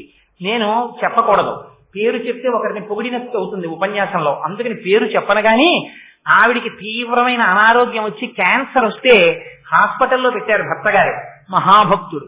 డాక్టర్లు అన్నారు ఈవిడ ఇంకెక్కువ కాలం ఉండరు, ఏమైనా కోరిక ఉందేమో అడగండి అన్నారు. భర్త గారు ఇల్లు అడిగాడు, నీకు ఏమైనా కోరిక ఉన్నదా అని అడిగాడు. అయితే ఆవిడంది, నాకు ఒక్కసారి మీతో కలిసి శ్రీశైలంలో అంతరాలయంలో కూర్చొని ఒక్కసారి అభిషేకం చేసుకోవాలనుంది, మన ఇద్దరం ఎన్నో చేయించాడు సర్వేశ్వరుడు, ఇంకొక్కసారి అలా అభిషేకం చేద్దామనుంది అన్నారు. ఆవిడని అలా కారులో తీసుకెళ్లారు, శ్రీశైలంలో అంతరాలయంలో అభిషేకం చేసుకొచ్చారు. ఆయుర్దాయం ఎలా పొడిగించాడో తెలియదు పరమేశ్వరుడు. ఆవిడ్ని ఎప్పుడు తీసుకెళ్లాడో తెలుసా అండి? మహాశివరాత్రి నాడు ఉపవాసం ఉండి మధ్యాహ్నం వరకు శివలింగానికి అభిషేకాలు చేసుకుని సాయంకాలం మహాశివరాత్రిని వాళ్ళ ఇంట్లో కొడుకులు కోడళ్ళు అందరూ భక్తులు ఉపవాసం ఉండి సాయంకాలం అందరూ కలిసి అసుర సంధ్య వేదలో ఆరాధన అయిపోయిన తర్వాత అయ్యవారి తీర్థం నోట్లో పుచ్చుకున్న తర్వాత భర్త గారు పంచ ఇంకా చొక్కా కూడా వేసుకోలేదు, ఉత్తరీయంతో లోపలికి వెళ్ళిపోతుంటే ఆవిడ పిలిచామండి, ఏదోదో ఉంది, ఒక్కసారి నా పక్కన కూర్చోండి అన్నారు. కూర్చుంది. తల తీసుకెళ్లి ఆయన ఒళ్ళో పెట్టుకుని ఆయన వంకే చూస్తూ పరమ ప్రకాశవంతంగా ఉపవాసంతో అసుర సంధ్య వేళలో మహాశివరాత్రి నాడు శరీరం విడిచిపెట్టేసి పువ్వుగా వెళ్ళిపోవడం అంటే అది కాదు, వెళ్ళిపోక తప్పదు, కానీ అలా వెళ్ళిపోగలిగినటువంటి అదృష్టాన్ని పొందింది. అందుచేత మహాపతివ్రత తత్వాన్ని చూపించడం, 2 భర్త పక్కన ఉన్నటువంటి భర్తకి ఆయుర్దాయాన్ని ఇవ్వగలిగినటువంటిది ఆ సర్వమంగళాదేవత. అందుకే పెళ్లి చేసుకునే ముందు గౌరీ తపస్సు చేయిస్తారు పెళ్లి కూతురు చేత, ఆవిడ అనుగ్రహం ఉంటే నిలబడుతుంది మంగళసూత్రం. అందుకని ఆ గౌరీ తపస్సు చేస్తారు. అస్తమానం ఆ మంగళసూత్రాన్ని కళ్ళకద్దుకుంటారు. అమ్మవారి దగ్గరికి వెళ్ళిన మొన్న తిరుమల మేము కొంతమందిని కలిసి వెళ్ళాం. అక్కడ పుండరీకవల్లి అమ్మవారి మాంగళ్య దర్శనం వెనకాతల ఉండే రహస్యాన్ని చెప్పి ఆ రోజున అడిగితే ఆ మంగళసూత్రాన్ని మనందరికీ చూపించారు కదమ్మా, అమ్మవారి మంగళసూత్రాన్ని, అందులో ఉన్నటువంటి వైశిష్ట్యాన్ని కూడా చెప్పారు. అందుకని ఆ మంగళసూత్రం అంత గొప్పది. అందుకని తను సువాసిని, సర్వమంగళ, ఇతరులకి సువాసినీయత్వం ఇవ్వగలిగినది, తాను మహాపతివ్రత, పాతివ్రత్యమున్న తల్లి కనుక భోళాశంకరుడు బయటికి వెళ్ళిపోతాడు. ఆయన మీరు శంకరుణ్ణి భరించడం చాలా కష్టం తెలుసా అండి. ఇప్పుడు చాలా స్ట్రిక్ట్ ప్రిన్సిపల్స్ ఉన్నవాడిని పట్టుకోవడం చాలా తేలిక, చాలా భక్తుడైన వాడితోనే ఇబ్బంది అంతా వస్తుంది. ఎందుకంటే వారికి ఏం అరమరికలు ఉండవు, ఏమీ అనరు వారు. అవలేదా వంట, ఏం బెంగ పెట్టుకో, నువ్వు హాయిగా వంట చేసుకుని నైవేద్యం పెట్టుకో, ఏం పర్వాలేదు, నాకేం తినకపోతే కొద్దిగా పాలు ఇచ్చాలో వెళ్ళిపోతాడు. రాత్రి ఎప్పుడో వస్తాడు మొహం ఇండిపోయి, ఎందుకంటే అక్కడ తినడు ఇంట్లో పెట్టలేదని కోపపడ్డం. అలా ఈయన భిక్షాపాత్ర కట్టుకుని పక్కింటికి వెళ్ళిపోతాడు ఇంట్లో వంట అవ్వకపోతే. అందుకని ఆవిడ అన్నపూర్ణ అయ్యి ఇంటి నిండా ఎప్పుడు సిద్ధంగా ఉండాలి, ఎప్పుడు తింటాడో తెలియదు, ఎప్పుడు తినడో తెలియదు. ఎందుకని ఆయన నిర్గుణుడు, పరబ్రహ్మం రమించిపోతుంటాడు, ఎప్పుడో బయటకు వస్తాడు, ఒకసారి గుర్తొస్తుంది, గభాన్ని ఇంట్లో చూస్తాడు, రెడీగా ఉండాలి, లేకపోతే ఈవిడ మీదకి వస్తుంది. అదేంటి అన్నపూర్ణమ్మ గారు ఆయన భిక్షాపాత్రకు తిరుగుతున్నాడు అంటారు. చూడండి, ఇది పాతివ్రత్యం అంటే. కంటికి రెప్ప కాసుకున్నట్టు కాసుకుంటుంది. 4 అయింది, ఆయనకి కాఫీ ఇచ్చేయాలి, ఇచ్చేస్తుంది. 8 అయింది, ఇచ్చేస్తుంది. ఏ సమయానికి ఆయనకి ఏది పెట్టాలో ఇదండి మనస్సు తెలుసుకోవడం అంటే. అందుకని స్వాధీన వల్లభ, భర్తని తన దగ్గర పెట్టుకుంది. ఏమిటి చంపేస్తుందండి ఆవిడికి తెలిస్తే, చెప్పకండే అంతేనా స్వాధీన వల్లభ. ఆయన మనసెరిగి ప్రవర్తిస్తుంది కాబట్టి ఆవిడ్ని అతిక్రమించలేడు ఆయన. అందుకని ఎప్పుడు ఇద్దరు కలిసి ఉంటారు, ఇది పాతివ్రత్యం. అందుకని ఆవిడ తాంబూలం వేసుకుందని మాత్రమే చెప్తారు. అందుకని ఆ తాంబూలం తింటుంటేగా వీళ్ళకి ఆశ్చర్యం వేసింది. ఎందుకు ఆశ్చర్యం అంటే, పిల్లలు కదా 3 వచ్చి అమ్మ సింహాసనం చుట్టూ మోకాళ్ళ మీద కూర్చుని అమ్మ నోటి వంక అలా చూస్తున్నారు. అమ్మ గెలిచేశామమ్మా అని ఇలా నోరు వంక చూస్తున్నారు. ఎందుకు చూద్దాం, ఎర్రటి నోరుట తాంబూలం వేసుకుంది కదా, అందులో చంద్రబింబము యొక్క ముక్కలా అన్నట్టుగా తెల్లటివి కనపడుతున్నాయిట. ఏమిట్రా తెల్లగా ఉన్నాయి, ఎర్రటి నోరు అని చూస్తున్నారట. ఏమిటా తెల్లటివి? శిశివిశిద కర్పూర కలాహ. అమ్మవారికి పెట్టేటటువంటి తాంబూలంలో పచ్చకర్పూరం పెడతారు. ఆ కర్పూరపు బిళ్ళలు అమ్మవారి నోట్లో నలుగుతున్నాయి. ఇంకా అవి తెల్ల తెల్లగా అవునాయి, ఎర్రగా అమ్మ నోరుంది. ఎందుకలా చెప్పడం అంటే ఇంకా నవిలీనవలనటువంటి తాంబూలంతో కూడుకుని ఎర్రనెక్కనటువంటి నోటితో కూడుకున్న అమ్మ అనురాగమూర్తి, పరమశివుడి పట్ల పరమపాతివ్రత్యం కలిగినటువంటి త్రిలోక జనని అయిన అమ్మవారి దర్శనాన్ని మీకు ఆ నోటి ద్వారా శంకరుడు సింహాసనంలో కూర్చుని ఉండగా చేయించాలి. పక్కన పిల్లల్లా విష్ణువు, సుబ్రహ్మణ్యుడు, ఆ తర్వాత ఇంద్రుడు కూర్చుని ఉండాలి. ఇలాంటి దర్శనం చేశారా జన్మధన్యమైపోయినట్టు. అలా చేయించడానికి ఒక సన్నివేశాన్ని క్రియేట్ చేశారు. చేసి వీళ్ళు అలా చూస్తున్నారట. చూస్తుంటే నిజమే, అమ్మ తాంబూలం వేసుకున్నప్పుడు పిల్లలు మొట్టమొదటిసారి చూసినప్పుడు వీడిని ఎత్తుకున్నప్పుడు లేకపోతే ఎక్కడికో తీసుకెళ్తుంది విందుకి, అక్కడ తాంబూలం వేసుకుంటుంది. వాడు అప్పటి వరకు తాంబూలం అంటే ఏమిటో చూడలేదు. అమ్మ తాంబూలం నవ్వుతుంటే అమ్మ నోరు ఎర్రగా అయిపోతుంటుంది. వాడు అదే పనిగా చూస్తుంటాడు. అమ్మ నోట్లోంచి సువాసన వస్తుంటుంది. అమ్మ పైగా తాంబూలం వేసుకుని నవ్వుతుంటే అన్ని దిక్కులు సువాసనలతో నిండిపోతాయి. అటువంటి తాంబూలం అది. అందుకని వీళ్ళుట అమ్మ నోటి వంక చూస్తుంటే అమ్మ పిల్లల అమాయకత్వం కనిపెట్టేస్తుంది. కనిపెట్టి పిల్లలకి తాంబూలం ఇవ్వకూడదు. స్నాతకం అయ్యేంత వరకు వాడు తాంబూలం వేసుకోకూడదు. మొదటి తాంబూలం వివాహం అయిపోయిన తర్వాత భార్య చేత్తో ఇచ్చిన తాంబూలమే మొదటి తాంబూలం. అప్పటి వరకు తాంబూలం వేసుకోకూడదు. ఆ లెక్కన మనం ఎవరు ఉండవచ్చు. అందుకని అలా వేసుకోకుండా ఉండాలి. కాబట్టి అమ్మ ఏం చేస్తుందంటే తాంబూలం ఇవ్వదు పిల్లలకి. ఎర్రగా నోరుతుంది. అమ్మ ఏంటమ్మా నోరేంటమ్మా అని ఎర్రగా ఉందమ్మా, ఏం తింటున్నావమ్మా, ఏం తింటున్నావమ్మా అని తినేస్తాడు. తండ్రి తింటుంటాడు తాంబూలం వేసుకుని ఇలా చేతులు వెనక్కి కట్టుకుని వచ్చిన వాళ్ళతో మాట్లాడుతుంటాడు. ఆయన వెళ్ళి నాన్నగారండి అని ప్యాంట్ లాగేసి ఏం తింటారంటే చాలా రా అంటారు తండ్రి. ఆయన చెప్పడం. అమ్మ వాత్సల్యం వేరు. అందుకని అమ్మ దగ్గరికి వెళ్ళి ఆవిడ ఎవరితోనో మాట్లాడుతున్నా అమ్మ చీర లాగేసి ప్యాంట్ లాగేసినా ఊడిపోదు. అమ్మ చీర కుర్చీలు లాగేస్తే ఇబ్బంది. అయినా పాపం ఆ పిచ్చమ్మ కుర్చీలు ఇలా పడి ఉండు నాన్న అంటుంది. కానీ లాగి లెప్పగా కొడుతుందా? కొట్టదమ్మ. ఆ కుర్చీలు పట్టుకొని ఉండు నాన్న ఆఖరికి విసిగెత్తిపోయి ఏంట్రా నీ గోళ అంటుంది. అమ్మ నీ నోరు ఎందుకమ్మా అంటే ఎర్రగా ఉంది, ఏం తింటున్నావు అమ్మా అంటాడు. తాంబూలం అని నాకు పెట్టంటాడు. ఇప్పటికి తాంబూలం ఇవ్వకూడదు. అందుకని అమ్మ ఏం చేస్తుందంటే నీ నోరు ఎర్రపడుతుంది, మింగేకే కాసేపు సపరించు అని తను నవ్వుతున్నటువంటి తాంబూలాన్ని తీసి పిల్లల నోట్లో పెడుతుంది. ఇది వాత్సల్యానికి పరాకాష్ట పిల్లల జీవితంలో. పెడితే వాడు ఏం చేస్తాడు? వాడికి కొత్త రుచి. అమ్మ యొక్క లాలాజనంతో కలిసి నోట్లోకి వెళ్ళింది. అది తల్లి బిడ్డల యొక్క అనుబంధం. అంటే అమ్మ రక్తం వాళ్ళలో ఉంది, అమ్మ తిన్న ఆహారం వాళ్ళలో ఉంది, అమ్మ పాలు వాళ్ళలో ఉన్నాయి, అమ్మ వాత్సల్యం వాడిలో ఉంది, అమ్మ రూపు వాళ్ళలో ఉంది, అమ్మ ఆశీర్వచనం వాడికి అంగరక్ష అయింది. అమ్మ ఉపనయనం జరిగినప్పుడు పెట్టినటువంటి ఉంగరం వాడు బతికున్నంత కాలం వాడు ఆచమనం చేసేటప్పుడు వేలుకి కనపడి జ్ఞాపకానికి వస్తుంటుంది.